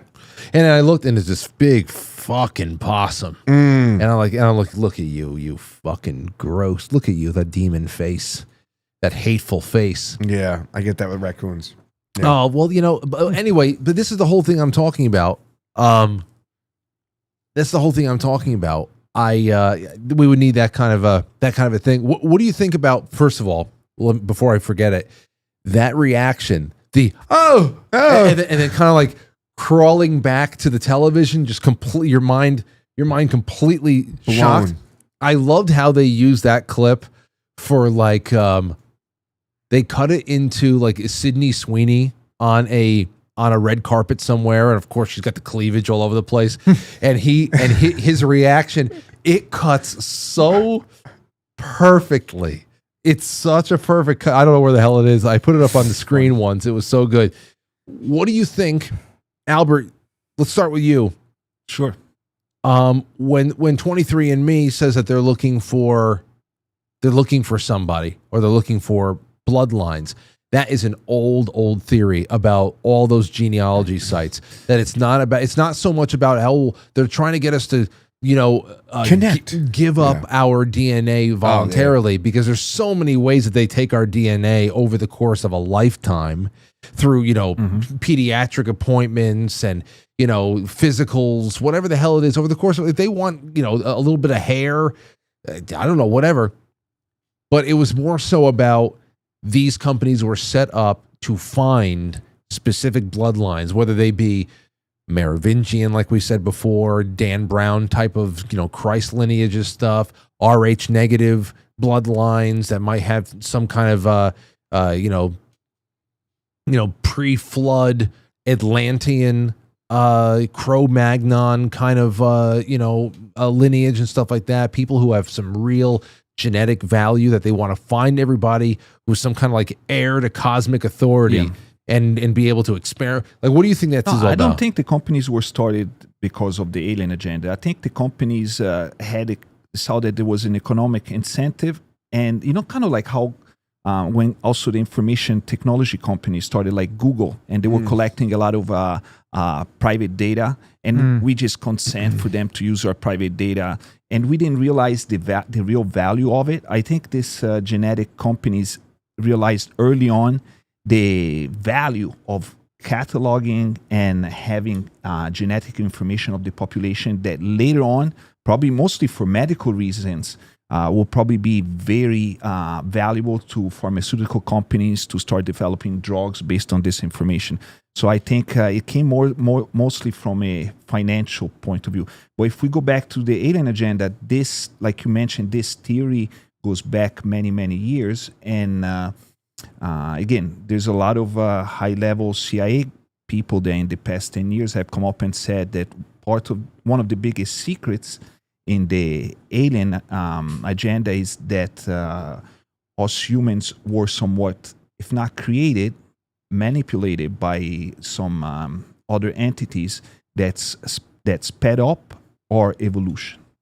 And on top of that, they sped up the evolution of certain human families. And we don't know why, but that was kind of like one of the close guarded secrets. That there was some kind of like extraterrestrial or influence in the way humans evolved beyond being apes. I remember. Have you guys ever seen Everything You Know Is Wrong? It's a presentation from like the 90s by Lloyd Pye. No, he was like I think he was a big follower of Sitchin. Okay. And I think all of his conclusions came back to Anunnaki theories about genetic engineering and stuff like that. Right. But he was the one that actually talked about overlapping bloodlines of certain, like Cro-Magnon, Neanderthal, and then of course us, and how I don't know what the conclusions were, that we were actually, like I said, it's a long time ago. It was just one of those things I saw, but I know that I think some people believe that we were genetically engineered to be more physically inferior and intellectually inferior than Neanderthal were, or one of those prior and overlapping lines of hominid. I forget what the hell it really was. I'm gonna have to go watch that presentation again. It has to be on YouTube. Very fun. It was a fun present. Hold on, let me see here. Lloyd Pye, Everything You Know. Let's see if it's still there. Yeah, here it is. 1999. Yeah, he goes back. Yeah, so you go back to 1999, we'd all be shocked right now. Yeah, 1999. This would be the sweet spot for somebody to get on to, a television show and say anything about, first of all, just about craft. But we're so far beyond that. They're every day they're talking about. Is that an alien? No, it's somebody that's introducing. We got to see him actually. To our point. And so you're going to get that pinched off triangle that primates have. And we, with our shorter, lighter arms and lighter bones, we don't need all that muscle mass, and we got our heads sticking up, so we have a completely different rib cage. I want you to understand that. Now, the main thing to understand here is there is not a single human bone in the so-called pre-human fossil record. The main thing I want you to understand, there's not a single human bone in the so-called pre-human fossil record. And guess what? Anthropologists will not argue the point with you. An idiot can see it. An idiot can see it. All you got to do is point it out to them. Well, they know that. So they say, you're right, you're right. There's not a single human bone in the pre-human fossil record, even though we insist that these are indeed pre-humans. Wow. The reason we can get away with this is because we're going to put somebody right in here that's going to show a transition between these guys, and that is the missing link, the famous missing link. You've all heard about that. This is what it is. This is the thing that's going to stand right in here and miraculously show a smooth transition from this to this. So what he was saying is that there was no smooth transition. There was just one form of hominid was here, and there's overlap there, but it's not like one became the other. Like there was actually coexistence at one point, and the real question was, where did the second one come from? Where did the second one come from, or what the hell is going on? Or are they always competing? There's one. I don't know. It's always been a lot of fun watching this shit. I have a strange theory. You want to hear it? Yeah. Do I? No, I read a lot about this stuff, and I have a very strange theory. I think sometimes that you ever heard of the Silurian hypothesis? The which? Silurian hypothesis. I don't know. The Silurians were this race off of Doctor Who. But anyway, it goes into this theory. What race off Doctor Who? The Silurians. What do they look like? They look like reptilians, really. I'm trying to think of Doctor Who episode with it, but yeah, continue. Anyway, so the theory is that that there was a pre-Diluvian society that due to either a pole shift or asteroid hit got destroyed. Like Atlantis or Lemuria? Yes, correct. Or Mu, yeah. And the aliens that we see are the remnants of this civilization that, because of the cataclysm, end up hiding either under the oceans or under the crust of the earth. If you think about what we really are, we are a rock that's moving through space, right? And this crust of the earth is where most of the danger natural effects happen. Volcanoes, atmosphere, solar flares, asteroid impacts. But if you were able to adapt yourself to live under the crust of the earth or under the ocean, that's where you'd be safer. So to me, sometimes when you read the Bible and you read a little bit the story of Adam and Eve and the Garden of Eden, it seems kind of like it ties in with this idea that Adam and Eve are just a symbol of a civilization in the Garden of Eden, where that it's an advanced civilization where everything is given, you don't even have to work, and it's under the earth. And it's sometimes something happens and they get cast out of the Garden of Eden to live on the surface. And as years, hundreds of thousands of years, even millions of years goes by, this is what we evolved to in humans that adapt on the surface of the earth. But, we're susceptible to a lot of cataclysms, and our civilization goes up and down. But it's possible that there is a civilization that lives underground, under the oceans, that survived, that's much older than us. Yeah, they just came out of the sewer caps in Brooklyn. Sewer caps. Yeah. Well, I mean, that actually has been coming up again lately. I think I brought it up a little bit last night, but did you see any of what came out recently with Peter Thiel moving to Argentina? To Argentina. Mm-hmm. Now, some people they have their nuclear fallout ideas, and of course, it all comes down to Palantir and his ability to essentially predict the future based on trajectories of what's going on geopolitically or one thing or another. What the hell is the crystal ball telling him, the AI crystal ball telling him, and why is he relocating his family to Argentina? See you later, Ant. Later, buddy. Good to see Anthony. you. Good to see you. Why is he putting it over there? Why putting kids, finding alternative education for kids and stuff? Why is he moving to the top of the mountains and all that?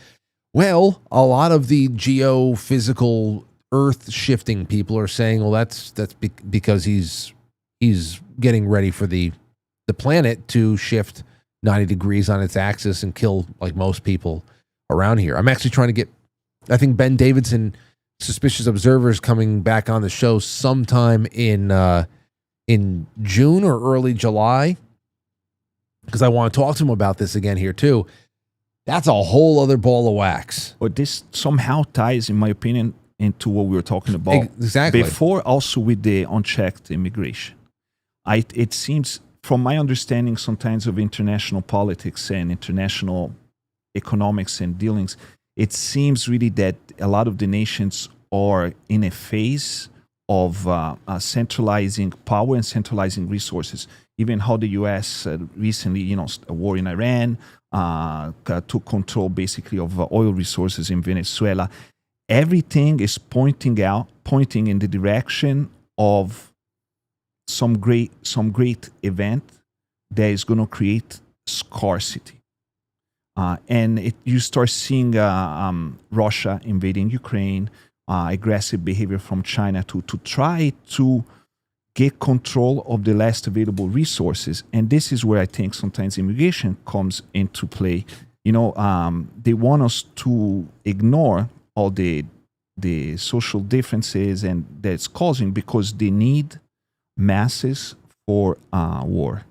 They need poor people that can be conscripted to go fight the wars in case of a major disaster or cataclysms, and we're going to have to fight each other. China has 1 billion plus people. We're only 300 million people. Let's get as many people as we can now, because it makes no sense. Sometimes we're going towards AI, right? Artificial general intelligence. A lot of the jobs will be lost. So why are you welcoming so many people? And the only thing that I think about is that you really want, sorry to say it, to the eyes of these elites, disposable people that you can conscript into an army to fight your war.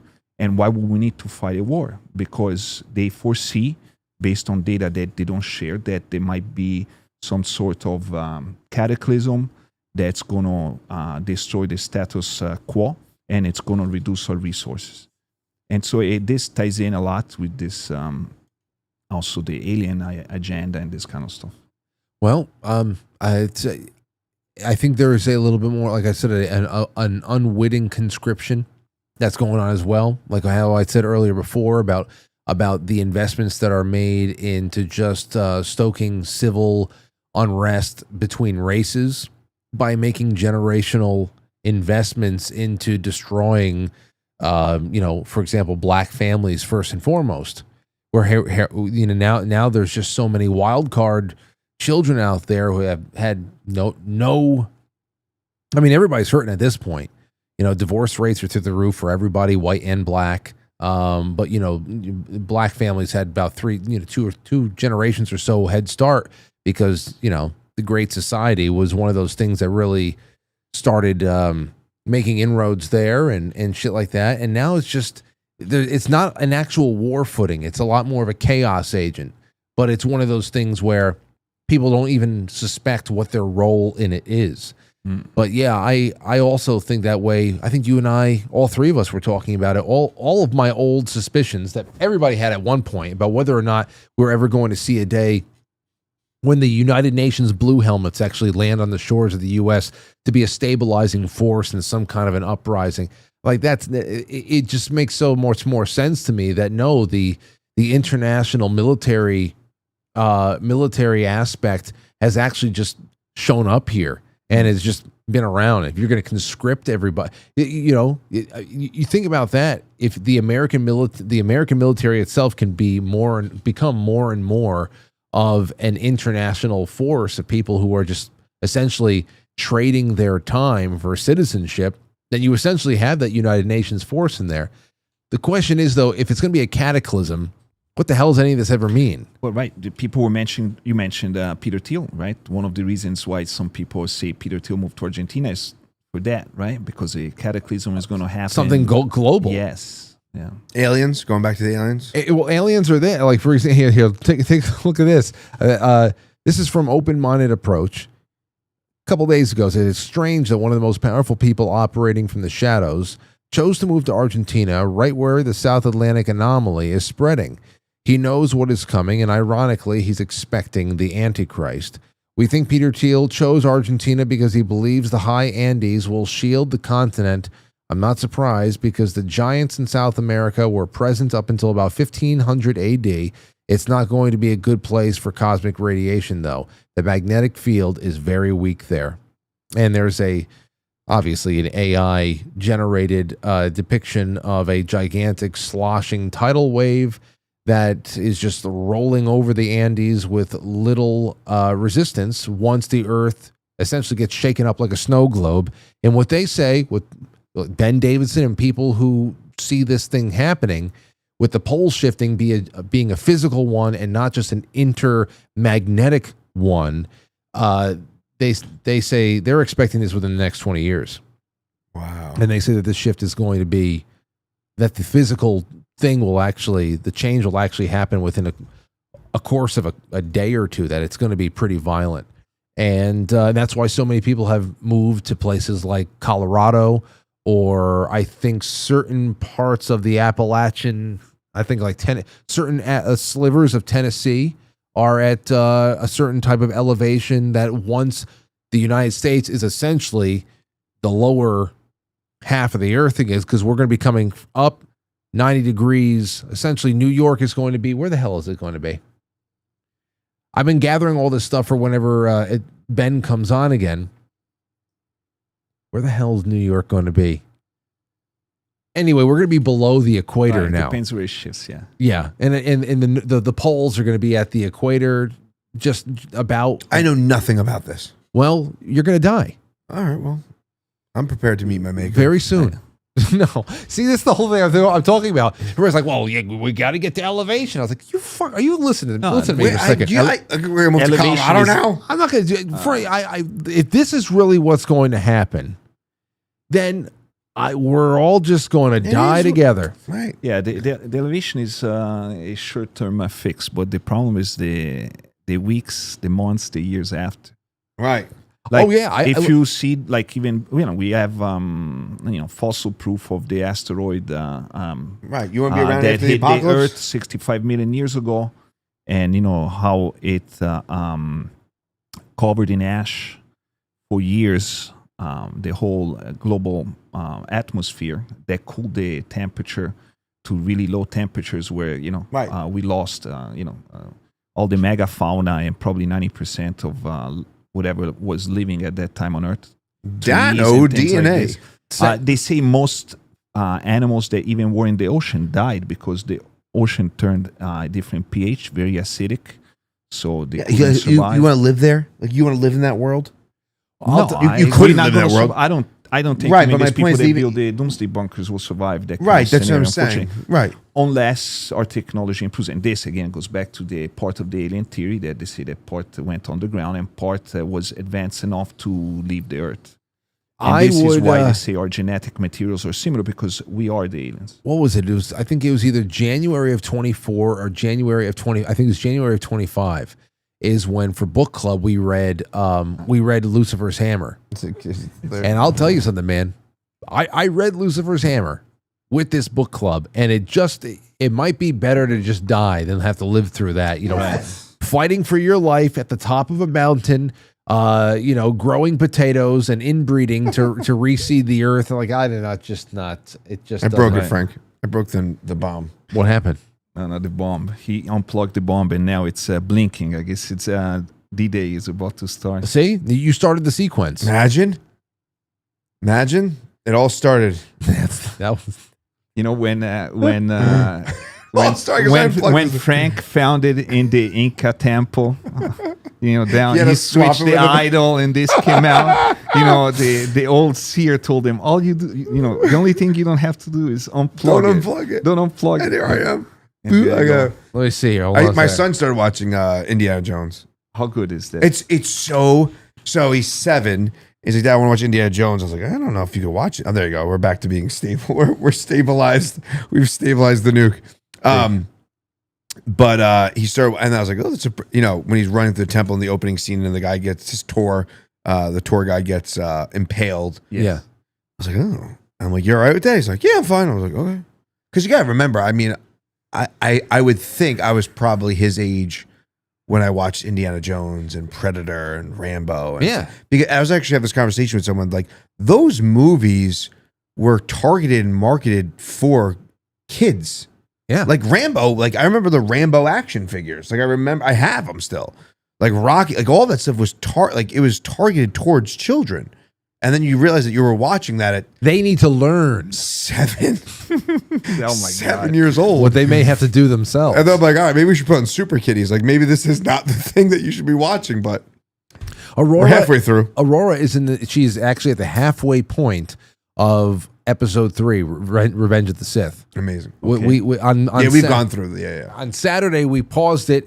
Right now, the frame that we paused it at is Mace Windu and his cohort of useless Jedis, who are going to go now confront Chancellor Palpatine. And I said, we're stopping right there because she and I had to go to church.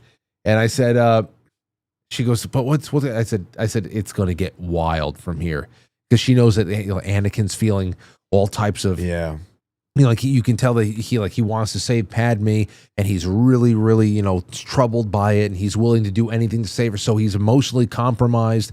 He's been set up by by Palpatine. He's been pitted up against the Jedi Council. She can see all the things that are going on now. Amazing. Have you watched Maul, the animated series? No. We started it. I heard it's good, right? Very good. Very good. Right? Very good.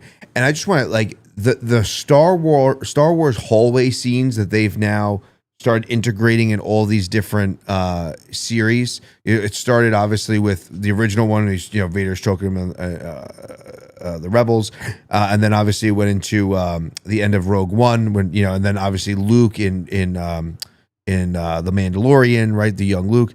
They have one seemingly Clone Wars season 7. Yes, they have one now with Maul. Like that hallway scene that they've kind of stapled they just get better and better. They just get better and better. Yeah, there's a couple of things that they've done right. Everything else it's dead. It's a dead brand though now. You saw what happened. You saw what happened with this Mandalorian film. I saw it. You saw it? Yeah.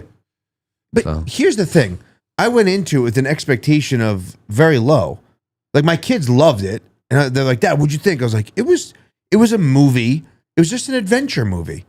Like it was just watching The Mandalorian and like it's almost like you remember playing Grand Theft Auto and you're like one mission to the other. Yeah, that's kind of what it was. I was just watching the adventures of The Mandalorian and Grogu, and I took it for what it was. It didn't have to be The Empire Strikes Back.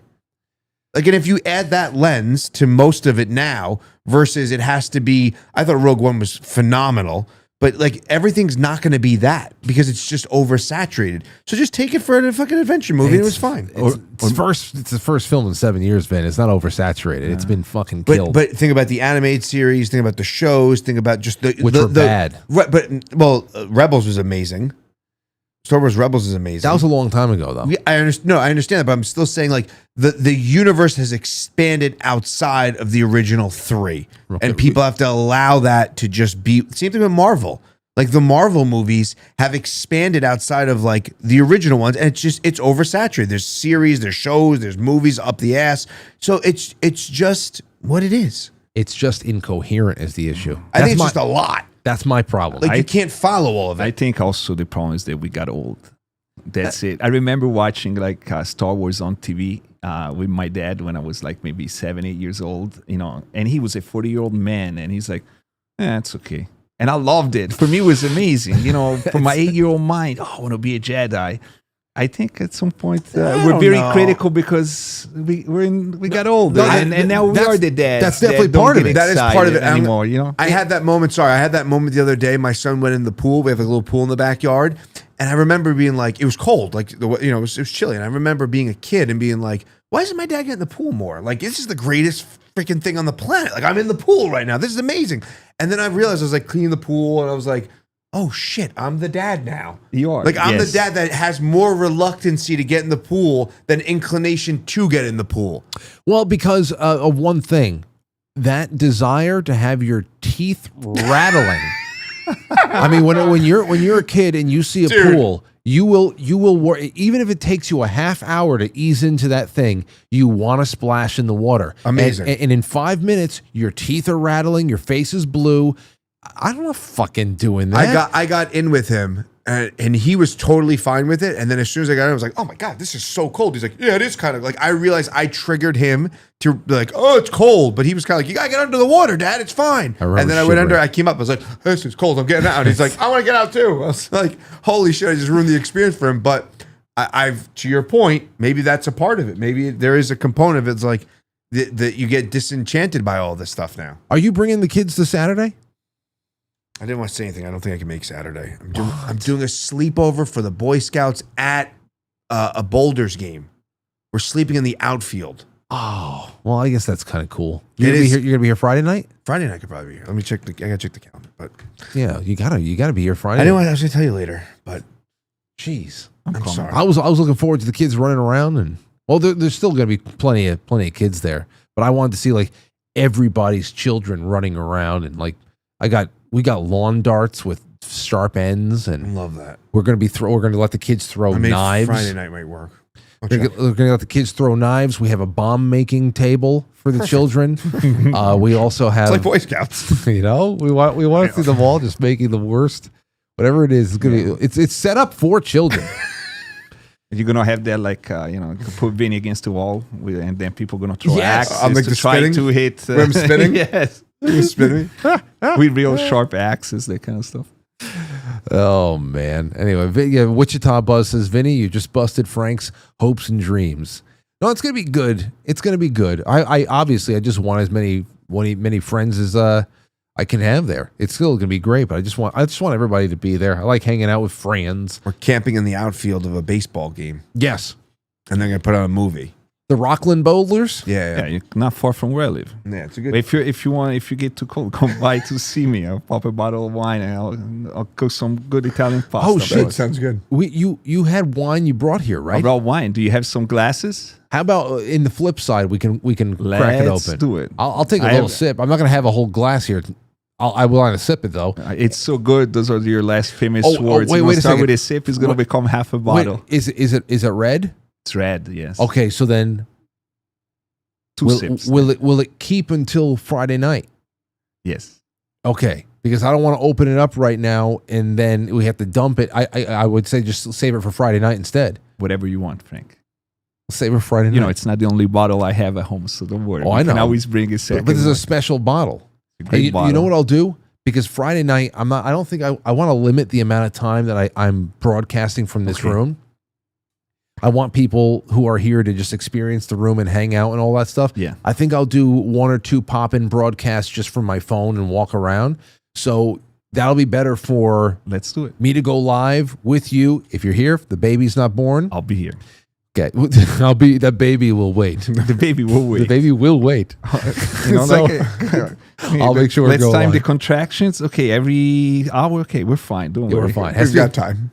7 minutes when you start getting a little bit. Only at 8, let me know. We'll rush to the hospital. Ladies and gentlemen, Braxton Hicks. Braxton Hicks. Tony Braxton Hicks. You know, Lauren is starting to feel all the kicking now. Yeah, It's very exciting. Wow. We can't feel it. We can't feel it from the outside, but she does. now she's going, oh. And I'm like, yes, I love Amazing. What an amazing man! What really a miracle, man. How often are you talking to your baby? Almost every day, every night. Yes. Well, are you speaking? You're having a son or a daughter? Daughter. Yes. Are you speaking to her in Italian? Mix? Okay. Little things. So she's going to know English, Italian, and Russian. Yes. She's going to be like Superwoman. Oh. Do you know how to speak fluent Russian yet? Da. Oh, okay. So it's everybody then. Damn. Better start learning. I won't say it's fluent, but I can understand. I I tried to learn Duolingo, man. Only $19.99 a month. My brain does not work that way. She's got a leg up, man. That's gonna be great. I get so like you know when we have conversations and my daughter is aware that you speak. She's like, she took Italian and she dropped a binder. I was like, oh man, I wish I learned how to speak Italian. She drops a binder in my room the other day. She goes, here you go, you can learn how to speak Italian. I was like, I wish I could speak another language. Hey, not for nothing. And by the way, he said Duolingo, but the Babbel. Yeah, you had said that last time, right? Telling you, it's $75 a year. Yeah. I restarted my whole Italian course. I said I want to go back to the beginning. All the shit I already know. Well, I'm going to go back to Could you speak any Italian from it? Any more than you could before. If you were to drop me in the middle of Rome, I would be able to survive, I think. I think I'd be able to read decent enough. I'd be able to ask where the bathroom is. I think I'd be able to order some stuff, ask whatever. But I need to spend some time with this guy right here and just go get immersive. Yeah, we can do that. I think I'm disenchanted. I think the ship has sailed for me. No, you're going to learn. I think those courses are a great foundation, but to really learn, you'll have to go to the country. But if you do that like 2-3 months before you go to Italy or wherever you're going, once you're there, it's going to take you a few days, but something is going to click at some point. Hey, you know what? We got to make, because you're not planning on like moving away to some foreign country sometime soon, right? You're going to be in the area. Be in Argentina. I'm going to build a bunker under my house in Rockland County. Okay, man. good. I have good elevation. Because what I was going to say is, your new daughter who's about to be born. I have a daughter that's arriving in November. They're only going to be a couple of months apart. They got to be friends. They're going to be BFFs for sure. There you go. So I already have a friend lined up for her. Perfect. Because I hate that. I want kids to have friends, you know? Finally, we're going to go to Italy, but instead of as bachelors, it's going to be with the families. That's going to be your excuse. You want to have your daughter learn finally Italian, your daughters learn Italian and so on. That's it. And then your kids can be the babysitters. My daughter would love nothing more. Well, Aurora is going to be 6 years ahead too, so she'll be just hanging out with your kids, and then they can all collectively watch our other daughters arriving. Love that. Hey, well, there you go. All right. I don't know if I left anything off. Maybe I did, but we spoke so much about everything tonight. I think it's all good. I just wanted to, before I let you guys, and I have both Instagrams for Alberto and for Vinny in the description of the episode. Go and check them out. They're going to talk a little bit about what they got going. Actually, go ahead. You guys first. What do you got going on? Well, you go. You just had an amazing sumo event. Yeah, we had an amazing sumo event 2 weeks ago at Japan Village in Brooklyn. Sorry, I think I had a Boy Scout sleepover that weekend too. Yes, you do. This Boy Scout sleepovers. What's going on? I don't know, man. This kid's got to stop hanging out being so popular. Right? But man, we had over 5,000 people. We had competitors from all over the world. It was fun. It was raw. It was the closest thing to Street Fighter with everybody around the tatami cheering. And it was also, we got blessed by one of the few beautiful sunny days that we had in May. So it was fantastic. And having said that, and I don't want to steal more time, I actually brought you some event T-shirts for you guys. So, Vinny, I know you like to wear stuff like very hip-hop-ish like that. So I brought you a triple XL. No, here's a medium for you. Perfect, brother. Thank you. Frank, you're a large, right? Although I've packed on a few pounds, I might be a large. I'll open it, so I'll show you. I'll show you how cool the design is we did for it. Since it's like one of the first New York sumo events ever, we did a spoof of the famous I Heart New York. There you go. Guys it's can so see, cool. We put two beautiful sumo fighters designed by my business partner. I love the footage from that. Style. The footage is amazing. We had a chance to kind of mix it up a little bit before, and you guys were talking about that series on Netflix that was about the sumo culture. Yes, and it is it's fascinating for what they shared in that. But the event looked amazing. Thank you. I was just so upset I couldn't. It just felt like such a thing to be at. Yeah, thank you. Having said that, man, I have to thank my incredible business partner, Luigi, for all the work he put in, and especially Dan the Mountain, Sensei Dan the Mountain, and Oscar from the New York Sumo Club that really did all the grunt work and did all the backhand to make this event possible. It's going to be a yearly thing? It's going to be a yearly thing. We'll be there next year, Frank. Maybe we'll do it somewhere else in the world. We'll let you know.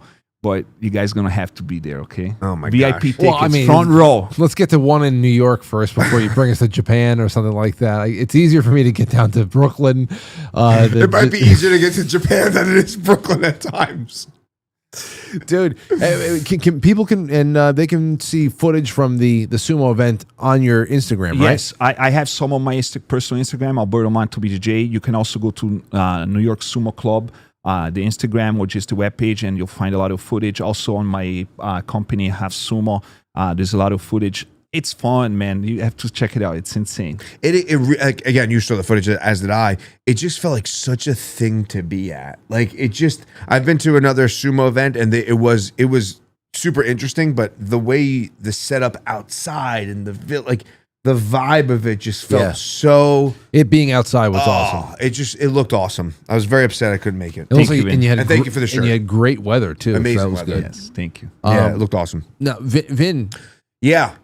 Your Instagram is in this description, Yes, but yes. you are also we're doing some fun stuff. We're working on Agora 2.0, as we've mentioned before. This is your WeFunder? Yeah, that is WeFunder. We're raising capital. It's actually an equity crowdfunding platform, so you're actually buying into the company. It's not like we're just taking the money and be like, hey, invest. Like, you're actually investing in the company. We found an amazing location here in Westchester. We met with an amazing interior designer.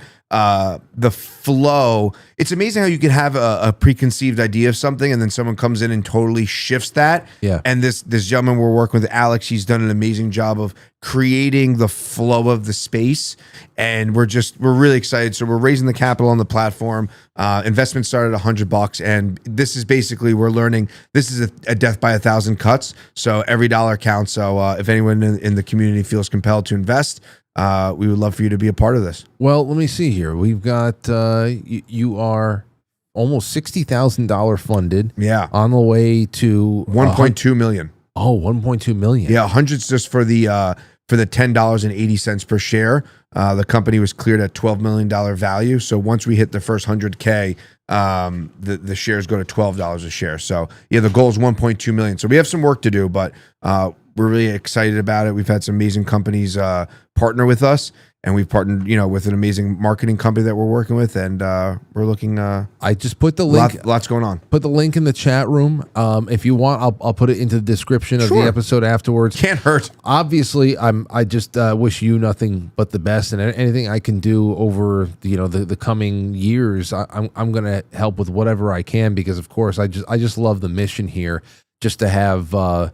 To men's spaces. There's so, I want everybody to get support that they need, and to feel connected to something, whether they're a man or a woman. But there's obviously a dearth of resources for men in particular, and I just hope that when we get together and we talk about this part of your life in particular, I just hope that Vinny Bruscos from other part of the country do what you're doing. Yeah, that's the goal, right? We've had those inquiries already, which is amazing, and that's the goal. And we've seen it work in the women's space. There's a ton of women's gyms in Westchester that I've already stumbled on. I'm like, oh, there's a women's gym. There's a women. I didn't even realize. But we are uniquely positioned where there is nothing like this. A men's social wellness club, and the connotation of social club is cigars and whiskey, and it's like we have completely flipped that on its head, and we're going to be that one-stop shop for guys to go to, and for multifaceted health and wellness. So we're really excited about it. So there's no Wednesday night circle jerk or anything like that. No circle jerks. I did go to one. No, I'm Wednesday. Not no, the but circle just jerk. aside. No, I wanted to see it firsthand. not the because circle I jerk. heard Vinny and so many people talk so much about it that last Wednesday I actually went to see it first person. I went to one of the meetings that Vinny led, and it was very, very interesting. I didn't know really what to expect walking in, but everybody was so welcoming, and you meet people from all walks of life, a lot of business men and stuff like this. So it's a good networking opportunity too. But then the topics that we talked about, the little exercises that you made us do to just kind of better understand our life and times and what we're going through was amazing. And I'm looking forward to coming again next week. I appreciate it. Yeah, I got to get there. I can't wait, but I obviously I wish you nothing but success. Thank you, just keep us up to date, man. Thank you. We do what we can. Apocalypse Z42 says Manhold Dwellers sounds like a good band name. Maybe in the 90s. Love the show, by the way. Thank you, Apocalypse. It's good to have you out there. And Jay Britt says, quite frankly, sausage fest of dudes. We always get that. It's par for the course. You know what? It's a men's club tonight, as in its own way. I appreciate you guys. Okay, let's see. And over on Pilled, let me get real quick. I'll just read off the names and then we'll read all of the best messages on the flip side. Let's see here. Esther G. Thank you, Esther G. These are all people you're included in on the raffle for Thursday night. We've got silver, we've got copper, we've got chocolate, we've got music. I'm even throwing in one of Marge's last T-shirts. She's only sent me 2.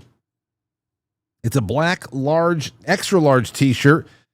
Says straight people like rainbows too. So there, I said, you know what? I'm throwing this in there as well. Remember, Marge called in and says, I have T-shirts embroidered. It's embroidered. So I'm throwing that in there as well. Tommy J, Silly Boar, Corey, Revolution. Frank must have had extra keto brains today. He went all galaxy brain on us. Perhaps an iced coffee during the show prep. No, actually, remember, I felt burnt out. I should have had a keto brains. I didn't have keto brains today. That explains a lot. It explains especially a lot. the beginning of the show. I know. Twice I couldn't get the. I'm sitting over here. I'm just laughing because I hear you going, really? I don't know how you do it, Frank, man. Where do you find the energy? Your recall for a lot of this data is forget insane. it. It's insane. It really is. Well, I don't know. I guess it's just a lot of time and a lot of care, and it shows. It's love. It shows. It's love, and that's what makes everything else. I bring it up, and I don't want to, but I need some kind of a vent. You talk about men's group. Men's group. I should come there. And talk about how the internet is whatever's on your heart. Frank. It's like tortious interference. That's what I say. Safety net says a little gold for the goal. Tommy J, Blue, NDN now. Crystal loves David. Rev, Crystal loves David. JR at the lake. Vesper, Tommy J, and Delona. I'm going to read all that in a little bit. Thank you, guys and gals. Thank you, Alberto. Thank you, Vinny. And for those of you at home, make sure you like this, comment on it, share it, find any way you can to interact with this on Rumble, on YouTube, wherever it is. If you watch on Rumble, come to YouTube to leave a like. That is the best way. If you can't sponsor the show in any other way, that's the best way to support the show. Proving to the algorithm that the audience likes it, especially if you are subscribed and you have your notifications on. It shows the platform that people want what they're seeing.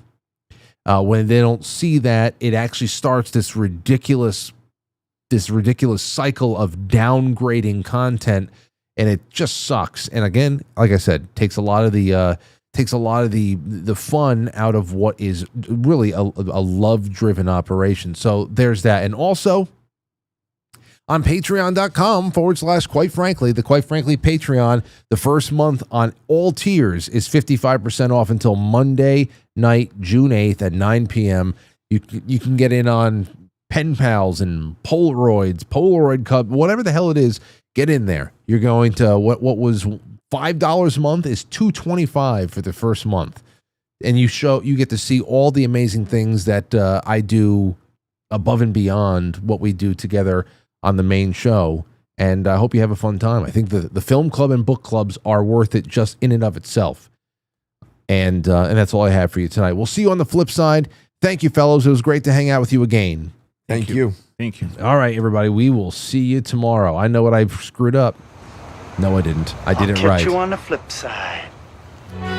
Ha! I did it. The outro video was correct. But of course, I didn't remember whether or not I did it. So, if a tree falls in the woods. Hey, thank you guys so much. Thank you all so much for being here. Thank you for all your support. And I will talk to you all soon. The link for the flip side will be in the chat room momentarily. If you can't find the link, just go to quitefrankly.tv and press play. See you tomorrow night. It's going to be a great one.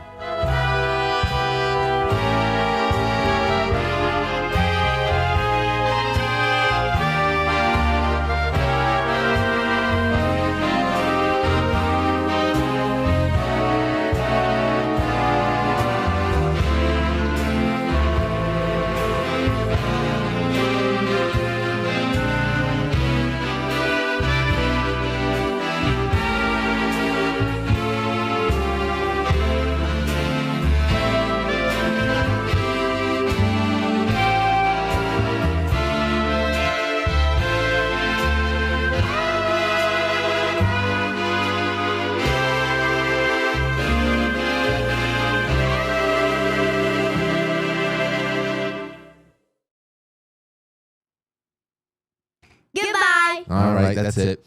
Thanks everybody.